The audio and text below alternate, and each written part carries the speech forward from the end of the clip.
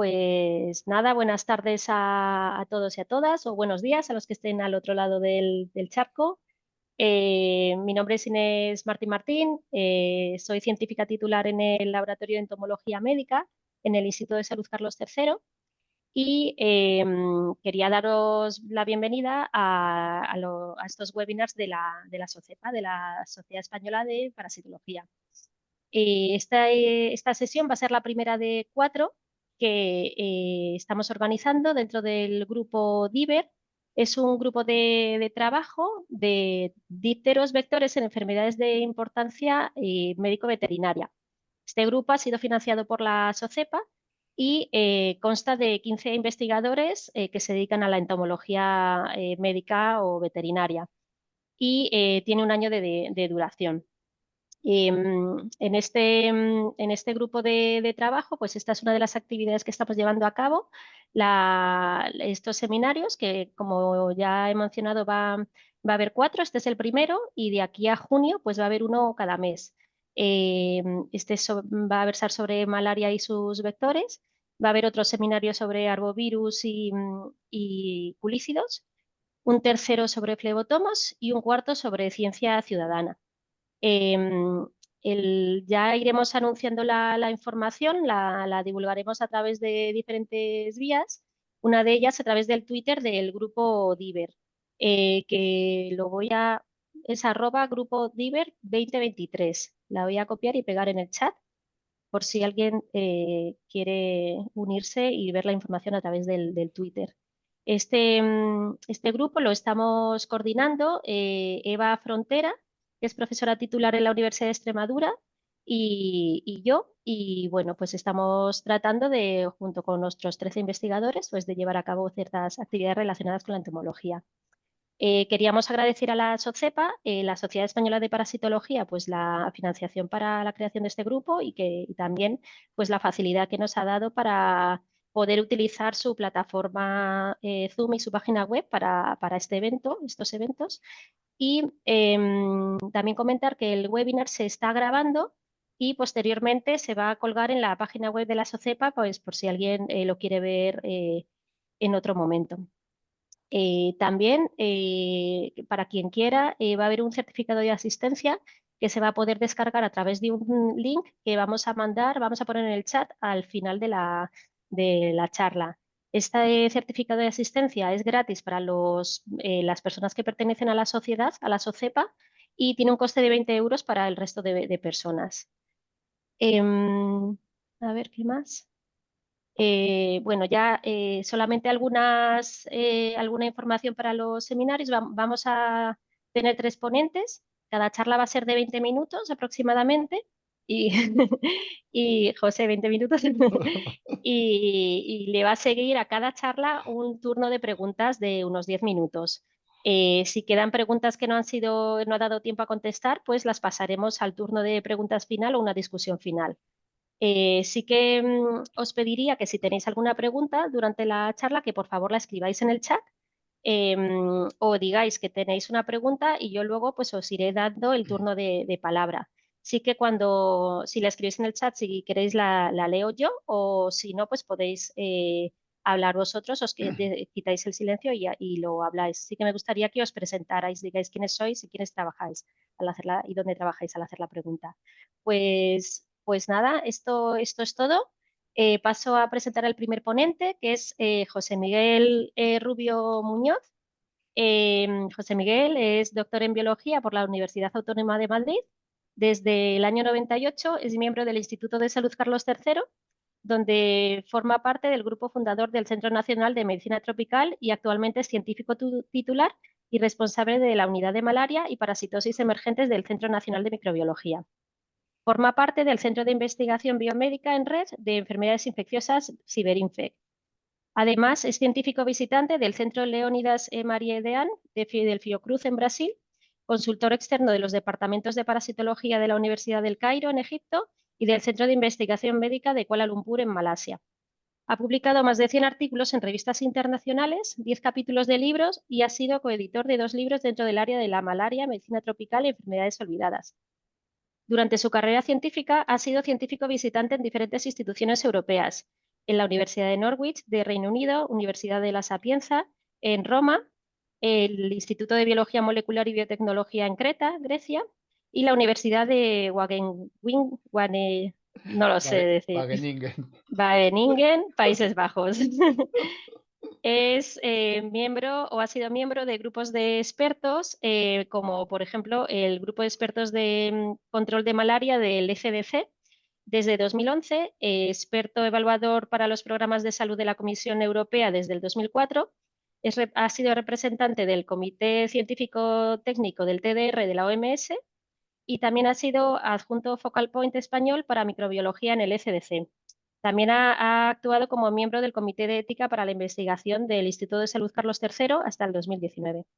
Pues nada, muchas gracias, José. Y José nos va a dar una charla titulada Antecedentes y situación epidemiológica actual de la malaria en España. Muchas Todo gracias, tuyo. Inés, pero no A tenías que ti. haber leído todo. No, hombre, hay que presentar a los ponentes, claro que sí. Bueno, lo primero, agradecerte la invitación a ti y al grupo. Espero que salga todo muy bien y a ver si consigo. A ver,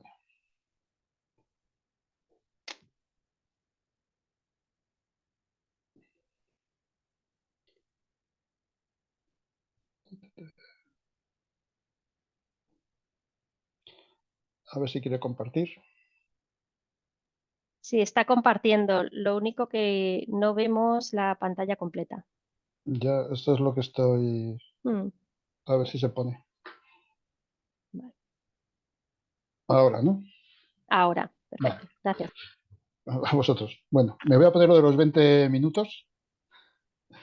Bueno, lo primero, como soy el primer ponente, pues voy a hablar un poco de lo que es la malaria. En fin, pues la malaria o paludismo, que es una enfermedad parasitaria producida por protozoos del género Plasmodio y es transmitida por la picadura de mosquitos, hembras, del género Anopheles, ¿no? Que actúan como el vector de la enfermedad. Hay 4 especies realmente que afectan a humanos: Plasmodium falciparum vivas, Plasmodium vale con sus 2 subespecies, Curtius y Wallicheri, Plasmodium malariae, y actualmente hay una quinta especie que, bueno, según el CDC americano sí que es una especie humana, según la OMS es una zoonosis, con lo cual hay un poco de controversia en este punto. Y luego además puede haber infecciones por otros plasmodios de simium, de monos, como Cynomolgi o como simium, que también pueden afectar, ¿no? El ciclo de vida es bastante complejo, tiene 2 hospedadores, tanto el vector como el humano, pero incluso dentro del humano hay varios ciclos también, incluso dependiendo en Plasmodium vivas y Plasmodium ovale, puede haber una fase de hipnozoito que permanece latente las células del plasmodio en el hígado y puede producir relapsos pasado un tiempo de la primera infección. Aquí quería hablar un poco, realmente este es un ciclo que yo tengo por ahí apuntado en algún antiguo libro, pues no lo he vuelto a encontrar, que es un dibujo hecho por Ramón y Cajal de lo que era el ciclo de la malaria. Aprovecho para que nos han pedido un poco, pues, para hablar del primer premio de divulgación Cajal y la parasitología de la sociedad, ¿no? Para que estéis atentos y lo podéis mirar vosotros mismos. Eh, la, la malaria depende mucho del vector. El vector es el anófeles, como ya he dicho, y dependiendo de la especie, pues estos tienen mayor o menor capacidad vectorial, con lo cual pueden transmitir mejor o peor la enfermedad, y eso también tiene que ver mucho con la distribución de la patología. Pero yo en este tema de, de los mosquitos no voy a hablar, yo ahí le voy a dejar a Sara, que es la experta en entomología, con lo cual esa será su labor un poco en su charla, ¿no? O la malaria es la enfermedad parasitaria humana más importante que tenemos. El 40% de la población mundial vive en zonas de riesgo y, lo que es más importante, en el último report de la OMS, en el 2023, más o menos el cálculo sale que 69 personas mueren de malaria cada hora, para que os hagáis una idea de lo que es la, la patogenia de esta enfermedad, ¿no? Vale. La distribución de la malaria no ha sido siempre igual como la conocemos ahora. A lo largo de la historia ha ido cambiando. En gran medida, gracias a las medidas de control y vigilancia, pues hemos ido reduciendo. y también a las mejoras fitosanitarias de los diferentes países. Puede que ahora con cambio climático y tal, pues haya ciertos problemas y volvamos hacia atrás. ¿Cómo ha sido la situación en España? Bueno, España ha sido un país malárico hasta 1964, que fue cuando obtuvimos nuestro malaria free certificado. Realmente la malaria en España, bueno, pues hay mucha literatura sobre lo que ha sido la historia de la malaria en España, pero hechos así bastante importantes, pues podríamos considerar pues, el fallecimiento de Carlos I, o V de Alemania, de nuestro emperador, que teóricamente contrajo la enfermedad en Yuste, cuando él se retiró allí. Y bueno, parece ser que uno de nuestros investigadores, Zulueta, hace años ya, y con la colaboración de Pedro Alonso y del CNI de Barcelona, pues demostraron mediante PCR que en un meñique que pertenecía al emperador, pues encontraron el parásito de la malaria y dieron por supuesto o sospecharon que este había fallecido realmente por esta enfermedad. Una de las aportaciones más grandes que hemos tenido acá en España a nivel de la malaria es la quina. La quina es un arbusto originario del Perú o de la zona amazónica que realmente así fue o ha sido o es el primer tratamiento frente a la malaria. ¿Cómo llegó la quina a España o cómo se reconoció esta planta como una droga para curar la enfermedad? Pues está rodeado de leyendas y diferentes historias con la condesa de Chinchón, con los jesuitas, con algún indio que también está envuelto. Pues hay muchas historias y muchas leyendas. Hay libros escritos sobre el tema y yo no voy a entrar ni a discutir una otra, pero lo que sí que está claro es que este fue realmente la quina. La quina fue el primer tratamiento que hubo en Europa, traído por los jesuitas al final, para, contra las fiebres maláricas en general. Esto, bueno, este es un pequeño punto de mi pueblo, donde yo vivo, es Villanueva del Pardillo, y esto pues a nivel de 1850, para que veáis cómo la malaria estaba distribuida en toda España. Villanueva del Pardillo pues es un pueblo que está a poco más de 20 kilómetros de Madrid, y si lo leéis aquí, pues situado en terreno llano, reina todos los vientos, en particular el norte, y su clima es propenso, por lo común, a tercianas y cuartanas. Es decir, la malaria estaba distribuida en toda España y era un problema de salud. Pero realmente solo a partir de los años 20, principio del siglo XX, en torno a los años 20 o posterior, fue cuando empezaron a traer las campañas de control contra el paludismo. Yo aquí, bueno, pues ha habido diferentes campañas, diferentes sistemas, llenado de pantanos, control vectorial, tratamiento, varios sistemas. Lo que quiero enseñar aquí es, fijaros cómo en esta época se hablaba de tercianas, cuartana y laveriana. En otras, posiblemente las laverianas podríais verlas como las tercianas malignas, son las que se refieren a Plasmodium falciparum, ¿no? No es hasta ya 1961, cuando se da el último caso de malaria importada en España, que empezamos a estudiar solo aquellos casos que son importados o aquellos casos que son paludismo inducido, ¿no? Este artículo es un primer decenio de la erradicación del paludismo en España, y aquí vienen pues un poco cómo son los casos importados, de dónde vienen y aquellos casos de transmisión local que son debidos pues, principalmente a transfusiones de sangre. Pero lo que quiero reseñar aquí es que en este artículo es la primera vez que aparece otra especie de plasmodio, Plasmodio vale. El primer caso es un caso importado en 1970. Antes yo todavía no he encontrado en ningún medio español, en ninguna publicación española de esa época, que se presentara esta especie. Esta especie estaba definida ya desde 1917 y bueno, la primera publicación más o menos que tomaron Plasmodios ovale como una especie fue ya en 1927. Pero desde entonces, España nunca ha tenido una referencia de que esta especie estuviera presente. Y esto, pues, lo saco a colección porque nosotros estamos haciendo un trabajo, estamos intentando ver viejas preparaciones de la época donde la malaria era todavía estaba presente en España de forma autóctona, y estamos intentando comprobar que realmente Plasmodio vale no estaba presente, ¿vale? Y esto es una invitación, si realmente si alguien tiene acceso a tener preparaciones, slides de esa época de la malaria, cuando la malaria era autóctona en España, pues estaríamos muy agradecidos si nos pudierais ceder para hacer estudios tanto microscópicos como moleculares en estas muestras, ¿no? Voy un poco acelerado porque si no, no me da tiempo. Bueno, desde entonces, la verdad que desde el 1961 los casos de malaria en España son casos importados. Bien por nuestros propios viajeros, que tenemos viajeros a todas partes del mundo, o bien por los emigrantes que pues, traen la enfermedad consigo desde África principalmente, pero también de Sudamérica a otros sitios, ¿no? Nosotros aquí en el instituto está el Centro Nacional de Epidemiología, y a través de la Red Nacional de Vigilancia Epidemiológica, RENAVE, pues regularmente sacan una serie de publicaciones con respecto a pues, la parte epidemiológica de la malaria, ¿no? Pues, qué casos se produce, dónde se producen, qué tipo de, cuáles las especies que predominan,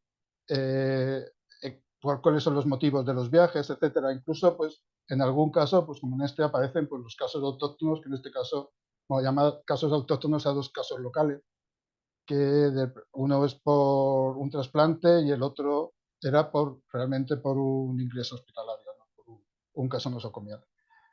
Nosotros, como partícipes del Centro Nacional de Microbiología, del Laboratorio de Malaria para Asuntos Emergentes, pues realmente actuamos un poco como centro, laboratorio de referencia para la malaria, para el diagnóstico de malaria.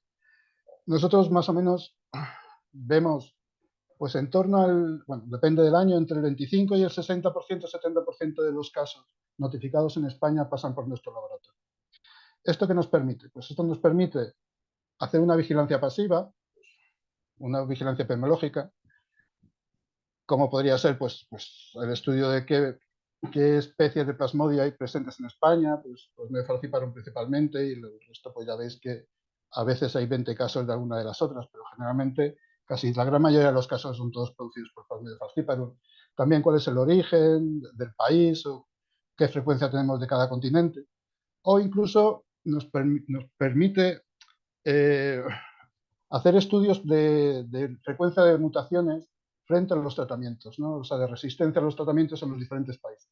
Estos estudios, la verdad, que concuerdan bastante bien con estudios que se hacen en los propios países, con lo cual, bueno, podría ser una forma de ahorrar la necesidad de hacer estudios sobre el terreno, y se podrían hacer directamente en los casos importados. Pero lo que más nos facilita el recibir estas muestras es que nos permite hacer vigilancia activa. Una vigilancia activa que nos permite pues, la detección de casos raros o casos donde se están viendo casos más graves o agrupación de casos, y también lo que nos hace es estudiar aquellos casos que realmente no son casos importantes, que es una de las cuestiones más importantes que nosotros estudiamos como laboratorio de referencia, que son aquellos casos que no se relacionan directamente con casos importados, que son pues, los casos de malaria autóctona, obviamente, los que son casos de aeropuerto, malaria introducida, la malaria congénita o la malaria inducida. De todos estos hemos tenido casos, ¿no? Con malaria congénita, pues hay casos publicados, ha habido estudios. Es interesante que desde que ya cada vez se va reduciendo más el número de estos casos, porque en general cualquier mujer embarazada es tratada previamente de malaria para evitar que los partos puedan tener malaria congénita. La malaria de aeropuerto, pues hemos tenido algún caso, pero realmente no es un problema dentro de nuestro país. Y malaria inducida, bueno, hemos tenido siempre. Siempre ha habido casos de malaria inducida. En el artículo, pues, lo que os comentaba antes, de los 10 años sin paludismo en España, pues hace referente justamente a los casos posttransfusionales, ¿no? Pero en el 2010 cambió la película. En el 2010 tuvimos pues el primer caso de malaria óptica.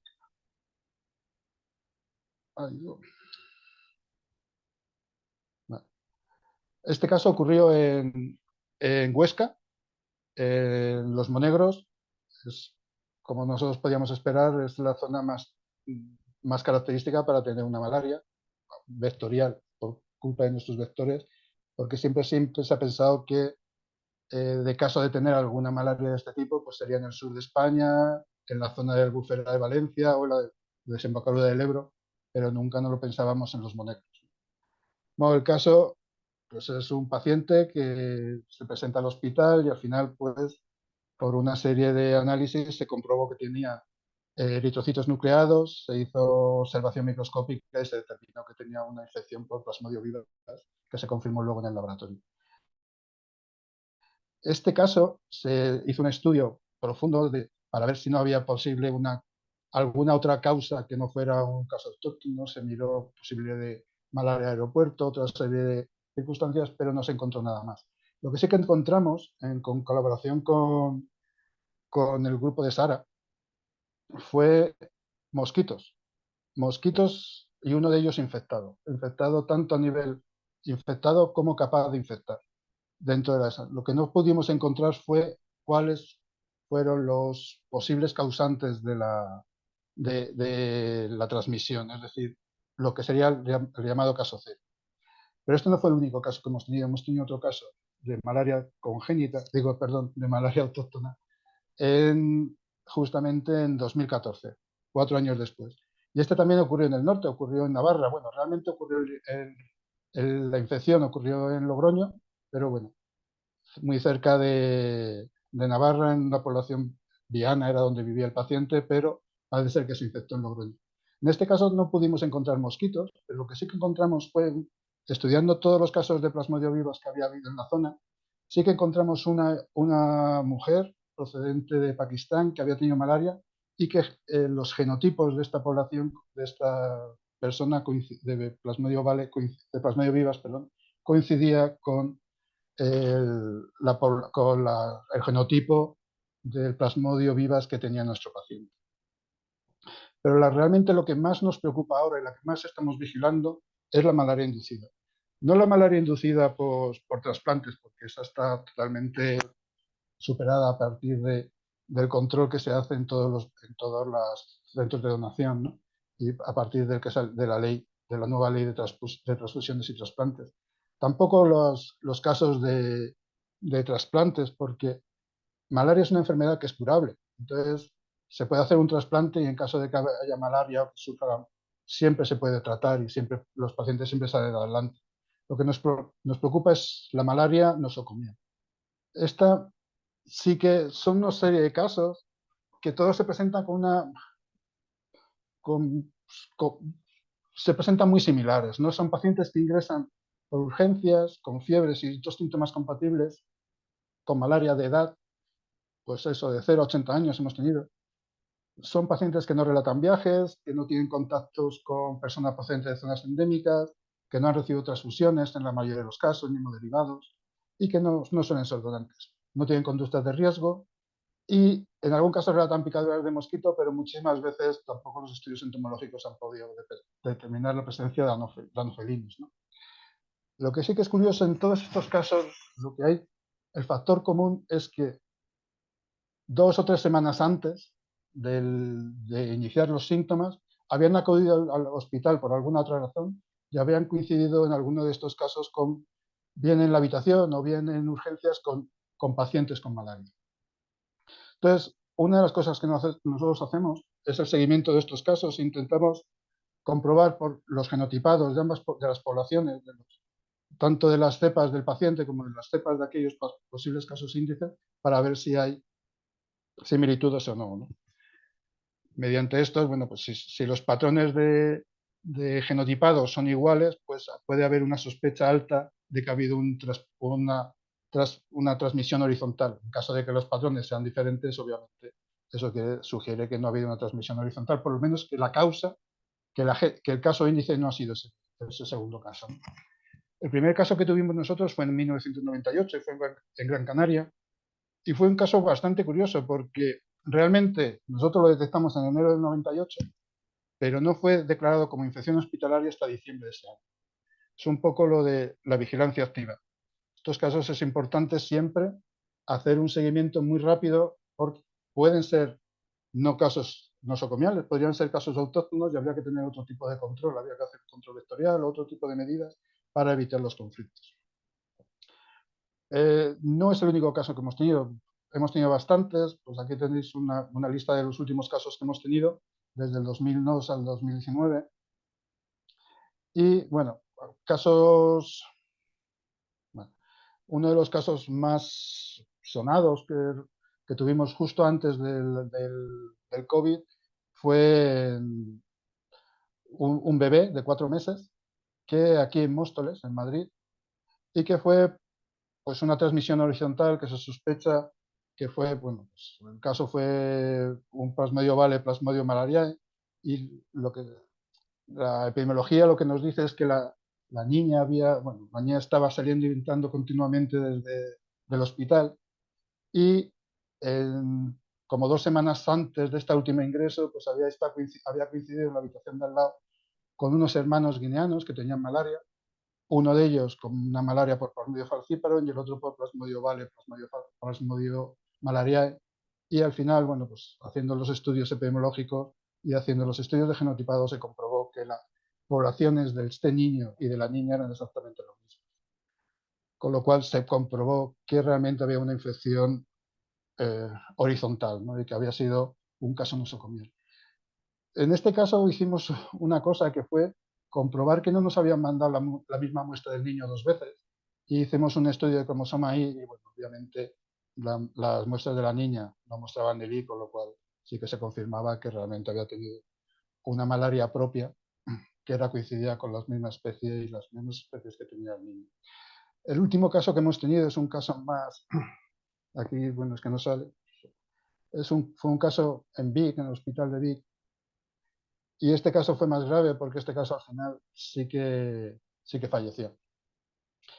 Al final este caso, pues el paciente había recibido una operación, en esta operación había recibido varias transfusiones, había coincidido en el propio hospital con otros 2 pacientes que tenían malaria.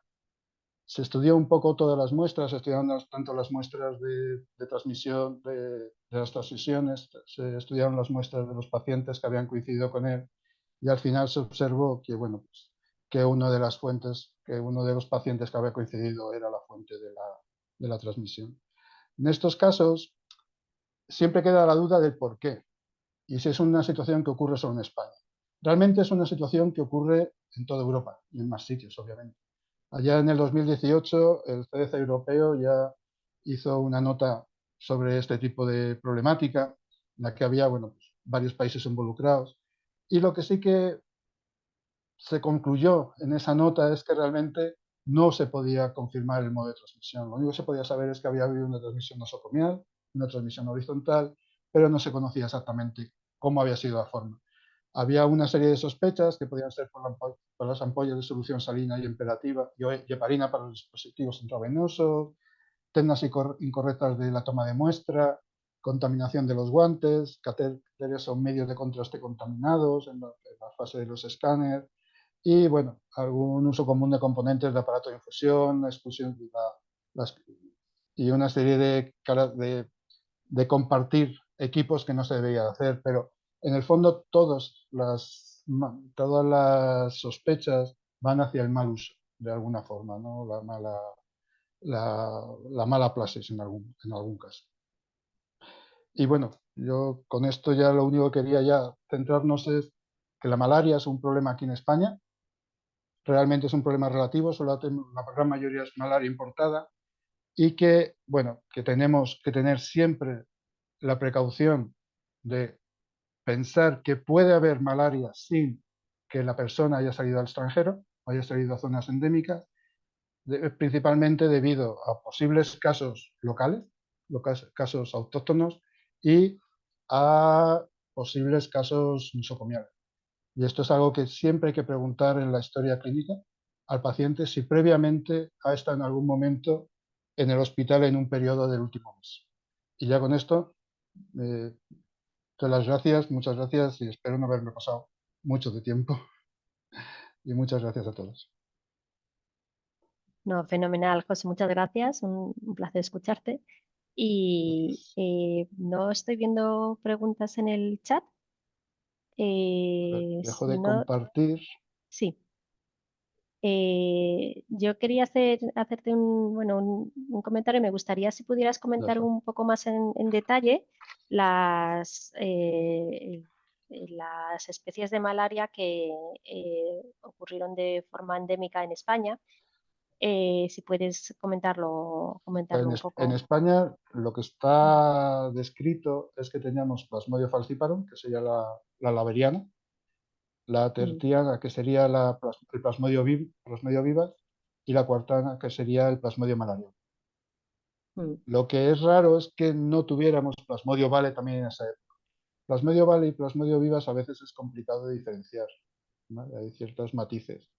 Y mm. entonces es sorpresivo que sí que estuviera ya descrito, y que aquí nunca en nuestras clasificaciones y en nuestros estudios de control de control de la malaria haya nunca ninguna referencia hacia ese parásito.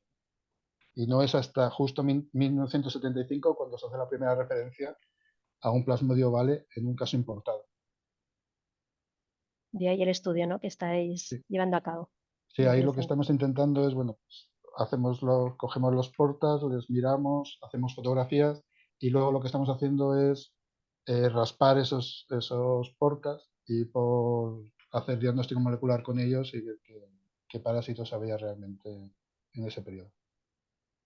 Fenomenal, muchas gracias. Nada, a ti. Pues Álvaro Molina Cruz tiene una pregunta. Buenas tardes, Álvaro Molina Hola. Cruz, del Instituto Nacional de la Salud de los Estados Unidos. Hola, Muchísimas gracias por tu conferencia, José Miguel, muy interesante. gracias. Una pregunta y un comentario. Primero, la pregunta es, la especie del Anopheles que se encontró que transmitió Vivax en el 2010 en España. Es Atroparvus era. Ok.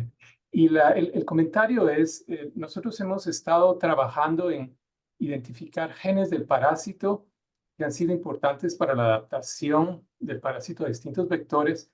Y inicialmente identificamos el PFS47 como un gen que le ayuda al parásito a evadir el sistema inmune del vector y resulta ser un marcador muy bueno para determinar el origen geográfico del parásito. Y luego, ahora ya hemos estudiado en Vivax el ortólogo, el Ujú. PB47, y también tiene una estructura geográfica muy fuerte que ayuda a usarlo para identificar el origen geográfico del parásito. Con Ah, mucho gusto podemos compartir algo de estos datos. Todavía no están publicados, pero se podría utilizar para, sí, como otro marcador, ¿verdad? Independiente para ver el origen. sí. Te seguimos en esto del PF47. Así. Nosotros lo que hicimos para determinar el origen fue hicimos el genoma completo del mitocondrio. Hicimos el estudio completo. Y entonces de ahí surgió que los dos casos provenían de la zona indo-pakistaní, no pudiendo diferenciarse muy bien también con el este de África. Más allá no pudimos llegar. O sea, sabíamos que más o menos, y correspondía un poco el segundo caso, que sí que vimos que la persona era pakistaní, o sea, que sospechábamos que era un caso índice. Y el primer caso también sospechamos que que los casos índices o el posible caso índice también provenía de esa zona, aunque no estamos seguros. Solo un comentario más. Sería Sí. muy interesante en las muestras históricas que analicen Mm. ya, obtener la secuencia del PFS47 o Sí, PB47, porque podría dar idea de qué cepas son compatibles cepa. con Atroparvus en cepas Sí, de Medio Oriente o de Cercano Oriente. justo, muchísimas gracias. Es uno de los estudios que nosotros estamos llevando a cabo, justamente también ahí con Sara, eh, es ver si hay alguna posibilidad de que nuestros anofelinos sean capaces de transmitir plasmodio falciparum. Porque sí que ha debido haber algún salto, algún cambio, el por qué nuestros anofelinos, nuestro Anopheles atroparvus, sí que es capaz de transmitir vivas proveniente de la zona indo-pakistaní y por qué no es capaz de transmitir plasmodio falciparum. Puede que esté muy relacionado, como tú dices, con la zona geográfica de donde nosotros estamos recibiendo ahora los plasmodios falciparum que tenemos aquí, que provienen todos de África, la gran mayoría. Si tuviéramos igual importación de casos de la zona este europea o de alguna cepa que quedara resiliente en Sudamérica que hubiéramos llevado a los españoles y que pueda tornar, podría ser el estudio sería diferente. Por eso sí que me parece muy interesante lo de tu PF47 y es uno de los marcadores que nosotros tenemos ahí puestos ya para estudiar. Muchísimas gracias por el comentario. Gracias a ti. Muchas gracias, Álvaro, y gracias por conectarte desde tan lejos. Sí. Pues no veo ninguna pregunta más. En cualquier caso, Perfecto. luego si hay alguien que tiene alguna pregunta, se pueden hacer al final también. Bueno, pues muchas gracias, José Nada, Miguel. vosotros. Aquí Y estoy. paso, fenomenal, gracias. Y paso a presentar a Sara. Sara de la Cure Estrella es licenciada en Ciencias Biológicas y obtuvo un máster internacional en Enfermedades Parasitarias Tropicales por la Universidad de Valencia. Tras años de trabajo y especialización en entomología sanitaria, obtuvo su doctorado en Medicina y Sanidad Animal de la Facultad de Veterinaria de la Universidad de Zaragoza. Realizó un estudio de dispersión y genética de poblaciones de mosquito tigre en España, así como estudios de evaluación de hongos entomopatógenos como posibles herramientas de control biológico. En 2020, con el fin de completar su formación para la docencia, realizó el máster de profesorado de la Facultad de Educación de la Universidad de Zaragoza. Lleva 2 años trabajando además en el departamento I+D de la empresa Quimera Biological Systems y es además profesora asociada de parasitología en el grado de veterinaria y de microbiología en el grado de ciencia y tecnología de los alimentos de la Universidad de Zaragoza. Sara nos va a hablar hoy sobre la situación de los anofelinos y su control en España. Pues todo tuyo, Sara. Muchas gracias.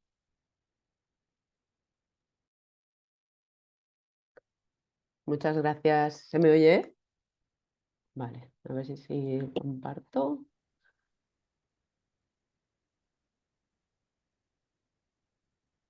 ¿Se ve bien? Sí, fenomenal. Vale. Bueno, en lo que hace referente a lo que es el control en sí de los vectores en general, tenemos en común que hay diferentes estrategias. Como veis, hay diferentes definiciones que pueden hacer frente a lo que es el control integrado, que es lo que se intenta hacer desde hace un tiempo, desde hace unas décadas, en cuanto a combinar diferentes estrategias que nos sean cada vez más efectivas para hacer este control de los vectores que nos causan tantos problemas y que en ocasiones pueden ser problemáticos también a nivel de salud pública y veterinaria. Entonces, en común lo que tienen todas estas definiciones realmente es que lo ideal es combinar diferentes estrategias disponibles. Estrategias que pueden ir desde sencillamente las preventivas, que eviten justamente la proliferación de estos vectores mediante la eliminación de esas fases inmaduras, conocer bien el vector al que nos enfrentamos, cuál es aquel que tenemos que combatir desde sus fases inmaduras para justamente evitar esos adultos que son los que muchas veces nos van a dar los problemas. Y a las meramente preventivas en las que pues, podemos hacer diferentes modificaciones del hábitat mediante pues, modificaciones de los entornos o eliminación de focos larvarios y demás, ¿no? Entonces, realmente podemos decir que lo importante en todos estos casos es iniciarlo en una preventiva, en una vigilancia que nos permita conocer realmente el ambiente en el que nos movemos para justamente poder abordar el problema desde una perspectiva u otra, ¿no? Entonces podemos abordar también luego movimientos en los que nos permitan pues, aplicar diferentes formas físicas que eviten el daño o el perjuicio de estas poblaciones de vectores que pueden afectar a la población o mecánicas. Y en el caso de que no podamos hacer ninguno de estos procedimientos en los que se puedan eliminar estos focos, pues entonces ya pasar a esas medidas ya correctivas mediante aplicaciones pues, de diferentes metodologías, bien sean químicas o biológicas realmente, y siempre intentando que haya un uso racional y que sea respetuoso con el medio ambiente, ¿no? y con un coste-beneficio que sea pues, sostenible también, ¿no? Este es el mosquito, se busca, ¿no? el mosquito que nos ocupa hoy pues es Anófeles, el Anófeles que es el que es principal vector de la malaria. Dependiendo del territorio en el que nos movamos, pues serán diferentes especies. En España ahora veremos que el que nos ocupa más o nos preocupa por su capacidad ya demostrada, como nos ha dicho José Miguel, de transmitir el paludismo, es el Anopheles atroparvus. Realmente es importante conocer cuáles son los vectores que queremos combatir para mejor conocer dónde encontrarlos, ¿no? Dónde viven, dónde se resguardan, y poder atacarlos de una manera eficiente.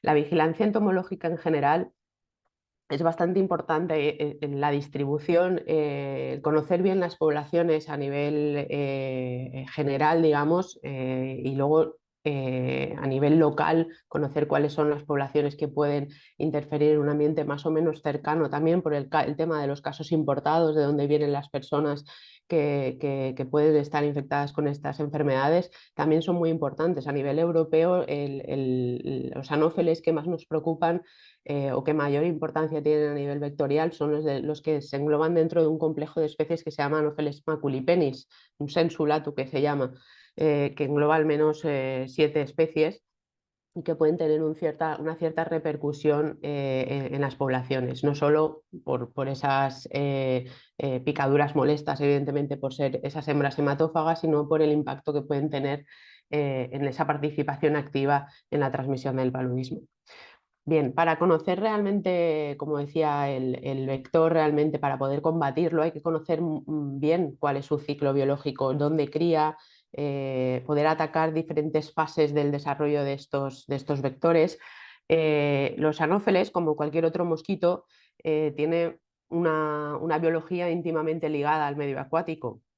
De hecho, históricamente, todas estas pandemias palúdicas que hemos tenido, estas epidemias han tenido una repercusión sobre todo relacionada muchas veces con las actividades humanas que tenían una cierta relación con políticas hidráulicas o ciertas actividades humanas agrícolas, como el cultivo de arroz y demás, en las que se posibilitaba realmente la proliferación de estos vectores. Entonces, los anófeles son mosquitos que tienen esa fase, son dioicos, es decir, tienen machos, tienen hembras. Estas hembras son hematófagas. Al alimentarse de sangre humana o animal, esta hembra madura la sangre. Esa sangre es necesaria tienen una serie de compuestos que requieren esta hembra para poder desarrollar sus huevos. Y cuando a los 3-4 días de haberse alimentado de sangre, es capaz de ovipositar en agua.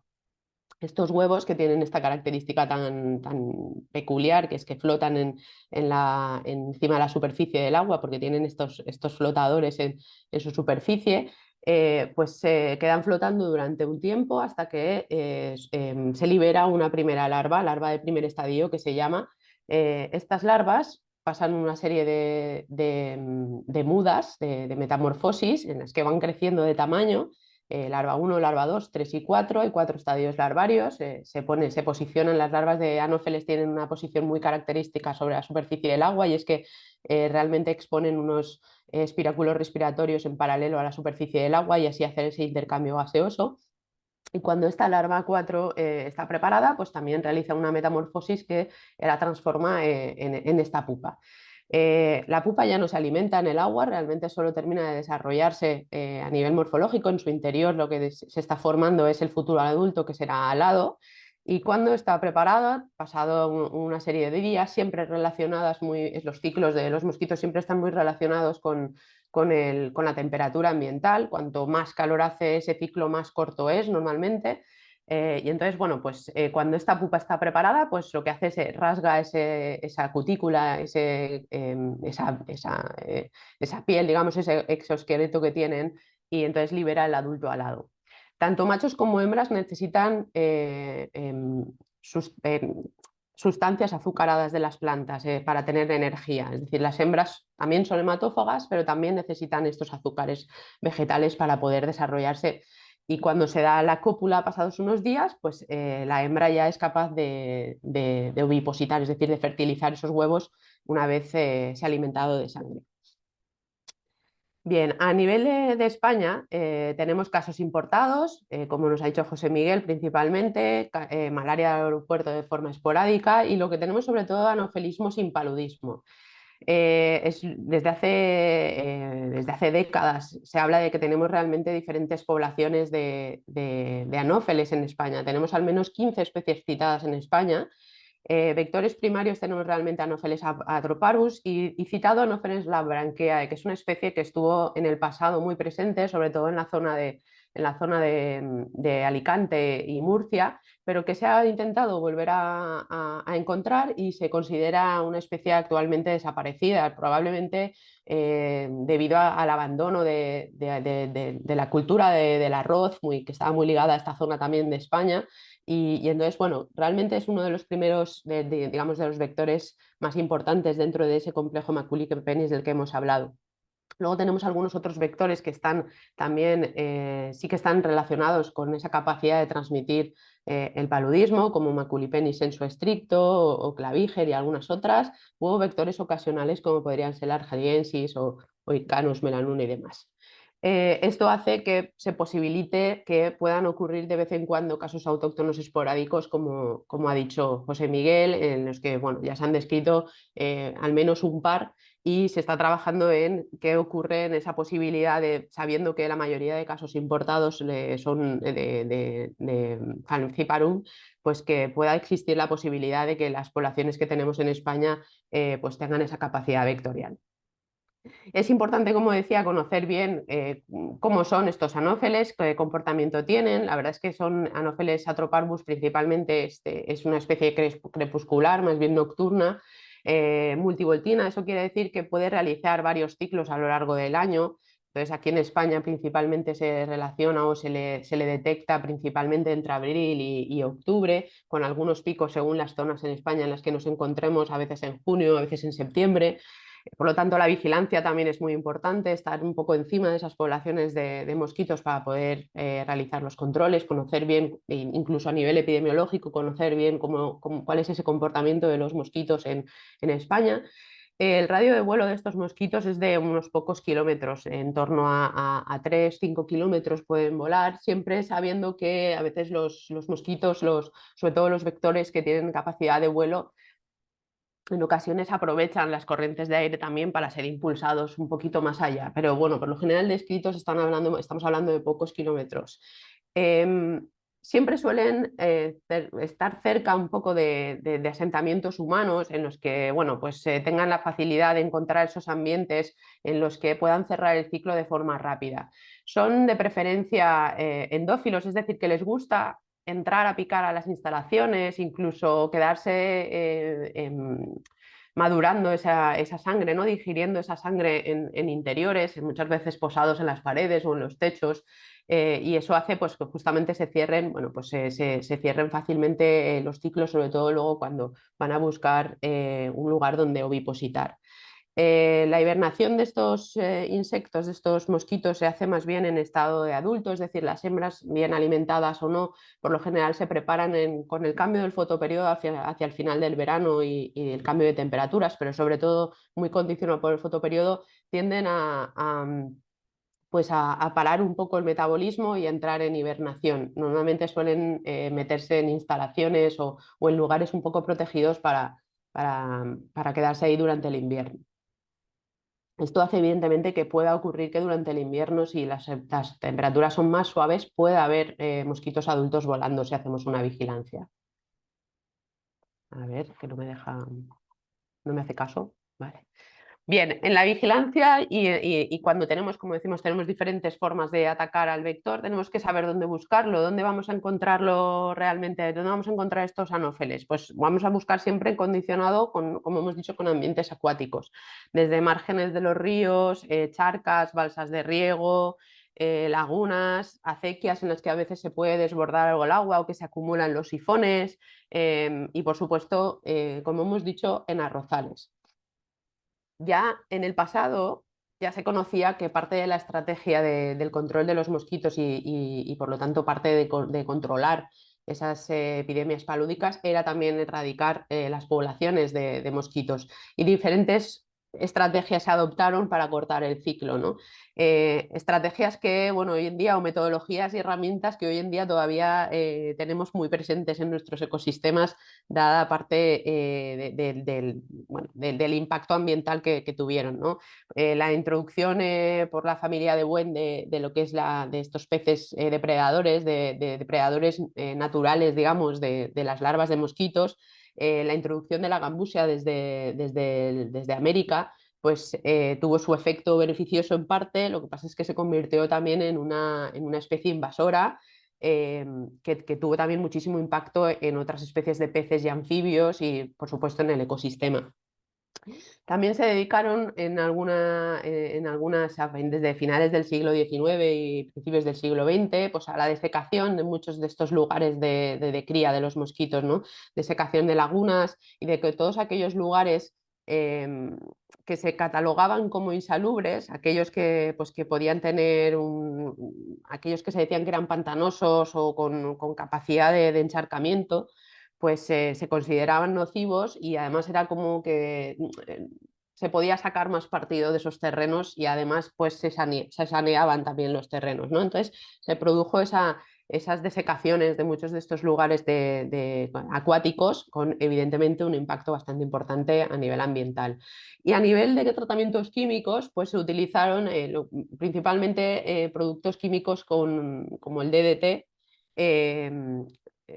todavía presente en muchos de nuestros ecosistemas por su tendencia realmente a la bioacumulación en los seres vivos, y que se utilizaba pues tanto en agricultura como, digamos, producto fitosanitario, como pues luego como desparasitante, o como productos de uso doméstico, ¿no? Hoy en día disponemos de diferentes metodologías. Tenemos también estos recursos químicos, aunque se intentan destinar a momentos puntuales, no abusar de ellos por el impacto que pueden tener también en los ecosistemas, y, como sabemos, pues por la posibilidad de desarrollo de resistencia, ya que finalmente los mosquitos, los vectores, se acaban adaptando poco a poco también a la exposición de estos insecticidas. Por eso muchas veces pues, se intenta hacer combinaciones o alternancias de productos químicos. El ciclo, por tanto, se puede interrumpir es decir, intentando combatir a estos adultos mediante esa protección de las casas, mediante repelentes o insecticidas con mallas o con pinturas que pueden estar tratadas, ¿no?, con estos insecticidas, tratamientos de lugares de reposo, ¿no?, la vegetación, instalaciones y demás, o ya en investigación machos estériles, como ahora veremos. La otra estrategia es cortar el ciclo a nivel preventivo mediante el uso de diferentes productos larvicidas que hagan que realmente ese adulto, que es el que nos va a producir esas molestias mediante picaduras, pues no llegue a eclosionar. Y para ello pues existen diferentes tipos de productos, como los insecticidas químicos, que normalmente no están casi ya en desuso, se tiende más hacia los productos biológicos, como el BTI o los IGRs, que son inhibidores del crecimiento. Ahora veremos. Dentro del control químico lo pongo entre interrogantes, porque realmente se intenta utilizar estos tratamientos para casos más, digamos, necesarios, porque se implica ya un componente de riesgo de algún brote epidémico, ¿no? O en el caso muchas veces de momentos puntuales en los que haya una gran explosión de mosquitos adultos y se necesite un tratamiento de choque, ¿no? Los principales productos químicos de los que disponemos son piretroides, carbamatos y organofosfatos principalmente, aunque se tiende a utilizar principalmente estos piretroides, que son más la mayoría son de síntesis basados en algunas piretrinas naturales, ¿no?, y que funcionan principalmente por contacto y que afectan al sistema nervioso de los mosquitos. Otros productos lo que hacen más bien es, si se rocía la vegetación y demás, realmente se acaban incorporando a las especies vegetales, y cuando estos insectos se alimentan de sustancias que pueden estar ya asimiladas en la planta, pues acaban muriendo como consecuencia. Bueno. Tenemos también las pinturas pues realmente la pintura Inesfly, que tiene una patente en la que se ha hecho un microencapsulado que permite realmente albergar dentro de esas moléculas, que es como si fuese una pintura viva, por decirlo de alguna manera, que permite encapsular diferentes tipos de productos, diferentes tipos de insecticidas en su interior, incluso IGRs, incluso inhibidores del crecimiento, que hace que realmente tenga una persistencia bastante larga en el tiempo, es decir, nos permite pintar, por ejemplo, las casas por dentro, por fuera y demás, y cuando los mosquitos se posan y entran en contacto con esta pintura, entran en contacto con estos insecticidas, produciéndoles también la muerte. Lo que tiene de interesante es que realmente, pues como decía, tiene esa matriz en la que pues, las moléculas se van moviendo y van liberando este insecticida. Por supuesto, la investigación está activa, así como existen otras especies en las que ya se está trabajando realmente con con organismos genéticamente modificados o insectos estériles. En el caso de los anófeles todavía está un poco en desarrollo, pero bueno, la investigación creo que es interesante mencionarlo, aunque todavía no está realmente en aplicación, se está trabajando en ello y creo que es importante mencionar desde el punto de vista del control. Lo que se usa principalmente o mayoritariamente en el control de los mosquitos es el control larvario, principalmente por lo que he comentado. Realmente se corta el ciclo antes de que ese adulto, que es el que pica, llegue a ser molesto. El control larvario principalmente en España se usa mucho lo que es el BTI, que es el Bacillus thuringiensis, la variedad israeliensis, que se puede aplicar mediante diferentes metodologías. Se puede hacer sprayado realmente en grandes distancias y grandes áreas mediante la utilización de helicópteros, de drones, cuando están en esa formulación en líquido, incluso en algunos lugares pues, con mochila y demás, donde se va aplicando directamente sobre las zonas encharcadas. Y existe también la formulación en granulado. Esta es bastante interesante porque combina además dos tipos de bacillus, Sphericus y thuringiensis. Entonces, el Bacillus thuringiensis, digamos que tiene ese primer impacto, son como unos copos de cereales que se mantienen un poco en flotación y que otros tienden a precipitar. Y lo que hace realmente esta combinación es que tenemos un primer tratamiento de choque, digamos, con el Bacillus thuringiensis que actúa por ingesta, es decir, las larvas lo que hacen es alimentarse de estos copos. Y esta bacteria lo que hace es producir una toxina que cuando entra en contacto con el epitelio intestinal de la larva, pues estas toxinas generan una lisis celular y finalmente pues la muerte de las larvas, ¿no? Entonces, la combinación de Bacillus thuringiensis con Sphericus hace que tenga una persistencia, una duración más larga. Bacillus thuringiensis actúa al principio y Sphericus pues aguanta un poquito más en el tiempo. Voy a ir acabando. En cuanto a control juvenil en general, tenemos los IGRs, que son los Insect Growth Regulators, o sea, reguladores del crecimiento. A nivel de los insectos tienen un sistema endocrino, digamos, muchas de sus funciones metabólicas vienen reguladas por hormonas. Entonces, muchos de estos inhibidores tenemos algunas diferentes estrategias, digamos, de abordaje y que actúan de diferente manera sobre los insectos.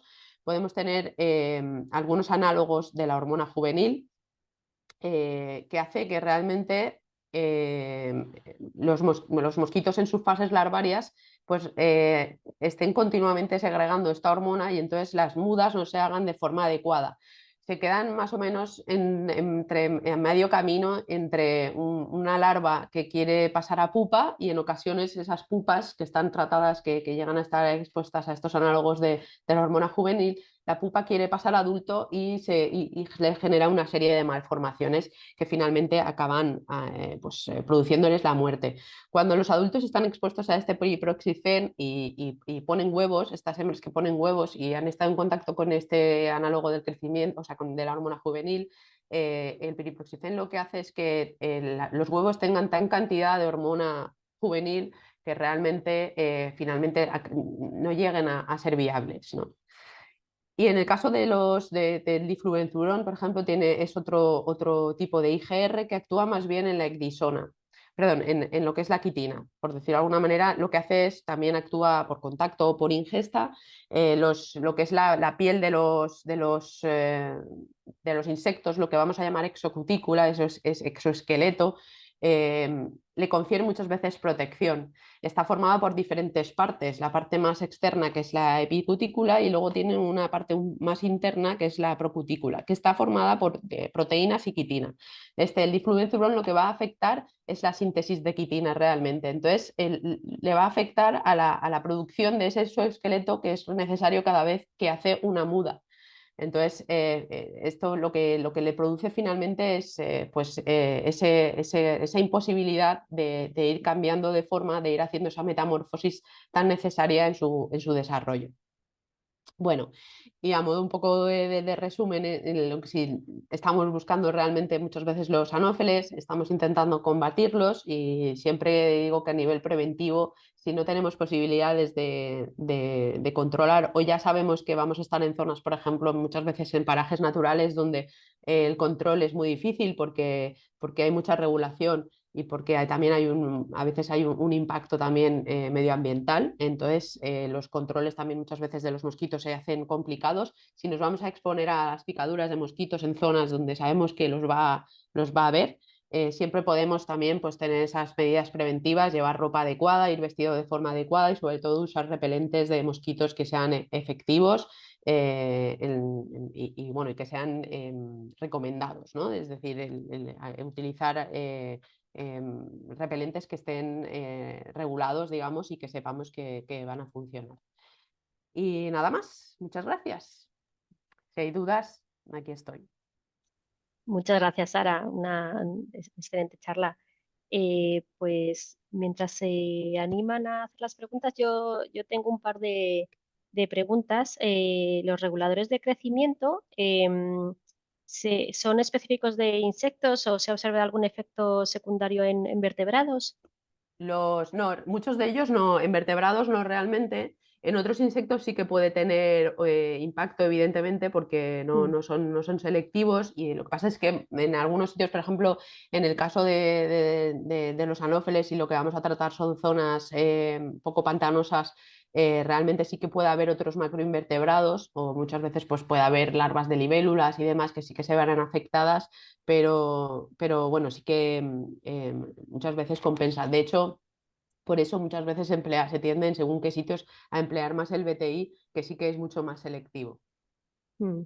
Y en estos casos también se aplican como el BTI. ¿Tiene la misma aplicación? Sí, en los IGR sí se suelen aplicar normalmente es en líquido, o sea, se diluye y tienes diferentes modalidades, bien en tratamientos aéreos o siempre pendiente un poco del tamaño, un poco del área a tratar. Y del acceso que tengas, claro, hay zonas en las que pues si hay, pues, como decía, en algunos lugares donde a veces hay aves criando o lo que sea, pues no se puede sobrevolar según qué zonas, o no se puede acceder de forma, digamos, andando, digamos, a hacer tratamientos manuales y demás, entonces a veces se dificulta un poco. Siempre hay que pedir muchos permisos para todo lo que son tratamientos aéreos y, bueno, y demás. Vamos, a nivel medioambiental siempre hay que pedir permisos. Claro. Y bueno, creo que sería muy interesante si pudieras dar una pincelada del servicio de vigilancia de puertos y aeropuertos que hacéis. Ah, Sí, bueno, solo si puedes bueno. contar así un poquito, ¿no? En qué Sí, consiste lo que bueno, hacéis, creo que es muy sí, desde interesante. hace varios años, ya bueno, cuando el reglamento internacional se aprobó y entró en vigor aquí en España y demás, pues se consideró que, claro, parte del riesgo de aparición de enfermedades o de emergencia de enfermedades era a través de importación también de algunos vectores, ¿no? Y entonces, pues, uno de los principales puntos de entrada pues, son los puertos y aeropuertos españoles. Entonces, desde 2008 se eligieron una serie de puertos y aeropuertos con mayor movimiento, ¿no? Mayor movimiento tanto de personas como de mercancías, y allí pues colocamos todos los años en época de actividad de estos insectos, sobre todo en España, desde mayo hasta más o menos octubre. Estamos alargando ya mucho desde hace unos años las temporadas con este cambio climático, este aumento de temperaturas nos hace estar alargando un poco los periodos de trabajo, pero bueno, lo que se hacen es colocan una serie de trampas, eligen normalmente estos lugares más importantes dentro de los puertos y aeropuertos y en las zonas de influencia de estos, es decir, zonas de vegetación donde los mosquitos van a tender a resguardarse, a cobijarse, buscando siempre zonas de sombra y esta vegetación que también necesita, como hemos dicho, para alimentarse de estos azúcares vegetales.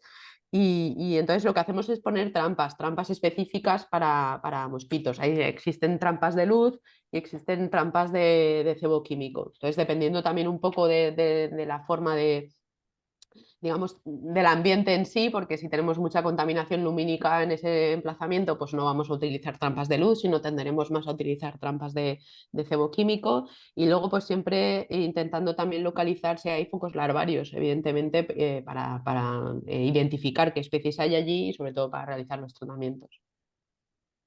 Perfecto, muchas También, gracias. Muy bueno, perdón, dentro interesante. del Sí, proyecto también hacemos, siempre se ha incluido, con la llegada del mosquito tigre, se incluyó también la vigilancia y, digamos, el seguimiento de su dispersión por España, hasta que realmente las comunidades autónomas ya se han hecho un poco, se han hecho responsables, digamos, de cada una de los planes de intervención. Y se hacen de año en año, pues se van haciendo también las pruebas de resistencias a insecticidas de diferentes poblaciones para también conocer un poco en qué situación se encuentran las poblaciones de mosquitos en España. fenomenal. Pues muchas gracias, Sara, un placer escucharte. Nada, gracias a vosotros. No sé si no Pues hay preguntas, entiendo. entiendo que no. Si alguien quiere quitarse el Bueno, si silencio no, pues al final, si se le y hacer ocurre a alguna alguien algo, pregunta, y si no, pues al final. Exactamente. Vale, de acuerdo, pues ya nada, puedo vamos dejar de a... compartir, ¿verdad? Sí, Aquí. perfecto. Como Muchas como gracias. buena valenciana, he puesto una foto de un mosquito en una falla. Así me gusta, claro que sí. Bueno, Pues paso muchas a gracias, David. Sara. Gracias a Sí, a vosotros. ver, pues nada, tenemos al tercer ponente, David Calvo Hernández. David es doctor en biología por la Universidad de Sevilla. Comenzó su carrera investigadora en el estudio del control de plagas agrícolas, principalmente en el cultivo del arándano, en el Instituto de Formación e Investigación Agraria y Pesquera, IFAPA, de la Junta de Andalucía en Sevilla. Posteriormente realizó una estancia postdoctoral en el Departamento de Entomología de la Universidad de Wageningen, si lo he dicho bien esta vez, en Holanda, donde realizó un estudio genético de resistencias en diferentes poblaciones de la pulguilla de las crucíferas. En el 2008 se incorporó al Departamento de Protección Vegetal del Instituto de Ciencias Agrarias, CSIC, o Centro Superior de Investigaciones Científicas, para trabajar en el estudio de las interacciones multitróficas planta-patógeno-vector y su efecto en los enemigos naturales. Desde el 2014 trabaja en la empresa farmacéutica GlaxoSmithKline o GSK dentro del Departamento de Salud Global, liderando el equipo del insectario, cuyo objetivo es el descubrimiento de nuevos fármacos contra la malaria y específicamente aquellas moléculas con potencial para bloquear la transmisión de malaria por parte de mosquitos del género Anopheles. Va a dar una charla titulada Lucha frente a la malaria, descubrimiento de moléculas para el bloqueo de la transmisión de malaria por mosquito del género Anopheles. Pues muchas gracias, David, y todo tuyo. Perfecto, pues muchas gracias, Inés. Voy a ponerlo en modo pantalla Perfecto. completa. Ahí está. Bien, pues como bien os ha comentado Inés, yo trabajo en GSK, una empresa farmacéutica. Estamos localizados en Madrid, en Tres Cantos, en el Parque Tecnológico, y GSK lleva pues, más de 25 años dedicada al trabajo. Oye, no sé por qué pasa, pero me está pasando y posiblemente me pase. Últimamente el PowerPoint tiene vida propia y va cambiando de manera automática. Si lo veo, quizás pueda parar e intentar modificarlo. Vale, como os decía, tenemos un centro en Tres Cantos. Si me dejáis un segundo, porque no sé por qué al final...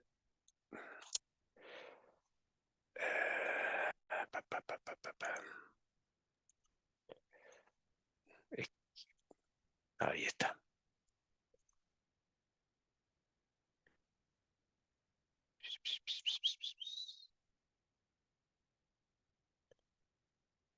En principio es que no tiene nada. Pues no sé por qué le pasa. Bueno, ¿Donde las transiciones, a lo mejor? no, ¿Transition? sí, es que ¿No? ya te digo que me ha pasado en otras presentaciones en esta semana y en principio no doy con la tecla, no sé qué tiene en un principio. porque deberías tener aquí, si pasara de manera automática, debería tener aquí todo esto, pero en principio no está. Bueno, intentaré manejarlo lo bien que Mira, podamos. alguien Disculparme. dice, alguien te dice, quita el clic al use timing. Vale, A ver. Ah, ahí, ese. vale, pues a ver si es así. Si es así, magnífico, Pues porque gracias, llevo, Lucía sí, Pastor. muchas gracias, porque no sabes cuánto tiempo llevo con eso y no daba con la tecla. Vale, pues como os comentaba, trabajamos aquí en GSK, llevamos más de 25 años dedicados a malaria, entre otras enfermedades, que ahora veremos cuáles. Y lo que tenemos ahora mismo, pertenecemos dentro de la empresa al equipo de salud global, donde pues tenemos 3 secciones, como veréis dentro de salud global. Nos dedicamos al estudio de estas enfermedades, que os digo, malaria, tuberculosis, leishmania tenemos también, y últimamente tenemos enfermedades entéricas, principalmente focalizados en salmonela. Y estamos dedicados al desarrollo de nuevas vacunas y medicamentos contra estas enfermedades infecciosas, y principalmente porque son enfermedades que tienen alta carga en países en desarrollo. África, el sur de Asia y a veces también menos, pero también en la parte de Sudamérica, pero principalmente focalizado en África. Tenemos nuestra sesión de Global Health y R&D, que estamos en esa parte de desarrollo de vacunas y medicamentos, descubrimiento de nuevas moléculas. Tenemos una sección, un grupo que es acceso, que lo que busca es, una vez que tenemos esas vacunas o esos medicamentos en desarrollo, puedan tener una entrada en el país de manera equitativa esta cartera de productos, que no sobrepasen de precio y que sean accesibles a la población. Estamos hablando de países en vía de desarrollo. Y también tenemos ciertos programas de colaboración, por ejemplo, con Save the Children y con otras organizaciones, que potenciamos el desarrollo del sistema sanitario en el propio país, de manera que la gente no solamente tenga acceso a unas medicinas asequibles, sino que al mismo tiempo tenga un sistema de salud que le produzca un servicio, repercute un servicio y tenga una mejor atención sanitaria. Dentro de esta unidad de Global Health, de R&D, donde se encuentra el insectario, como os decía, trabajamos con tuberculosis, trabajamos también con resistencia a antimicrobianos. Principalmente esto lo tenemos focalizado también en cepas de tuberculosis.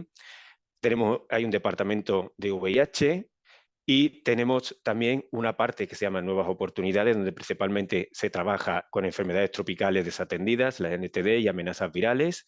Hay que decir que, por ejemplo, muchas de esta parte, como las NTDs, no las trabajamos nosotros, sino tenemos colaboraciones con organismos externos donde aportamos, o bien tenemos una colaboración como partners, o bien aportamos en lo que serían las librerías de compuestos que GSK tiene. Y obviamente trabajamos en malaria, que es lo que me voy a centrar en esta presentación. Dentro de malaria, obviamente el objetivo principal nuestro es la eliminación, mejorando su prevención y tratamiento. Actualmente, por ejemplo, para que tengáis una idea de los medicamentos nuevos que estamos desarrollando, tenemos dos, uno de la serie de piracinas y otro de pirroliamidas, que estarían en fase clínica, el que llamamos GSK 484, o en la fase 1B en humanos, que sería el 701, que es el que está más avanzado.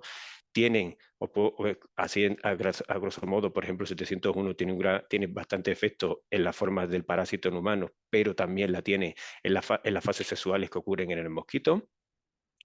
Dentro del grupo de ASEX, están trabajando en el ampliar el acceso sostenible a, por ejemplo, la vacuna, a RTSS, o compuestos como la tafenoquina, que es una single dose, es una sola dosis para la eliminación radical de la infección por Plasmodium vivax.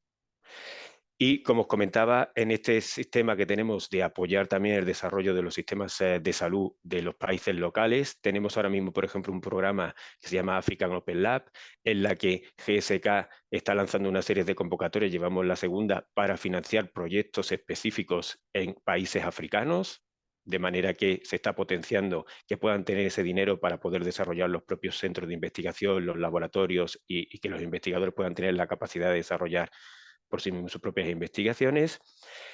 Y tenemos también esa colaboración para mejorar esta atención primaria con AMREF de Health Africa.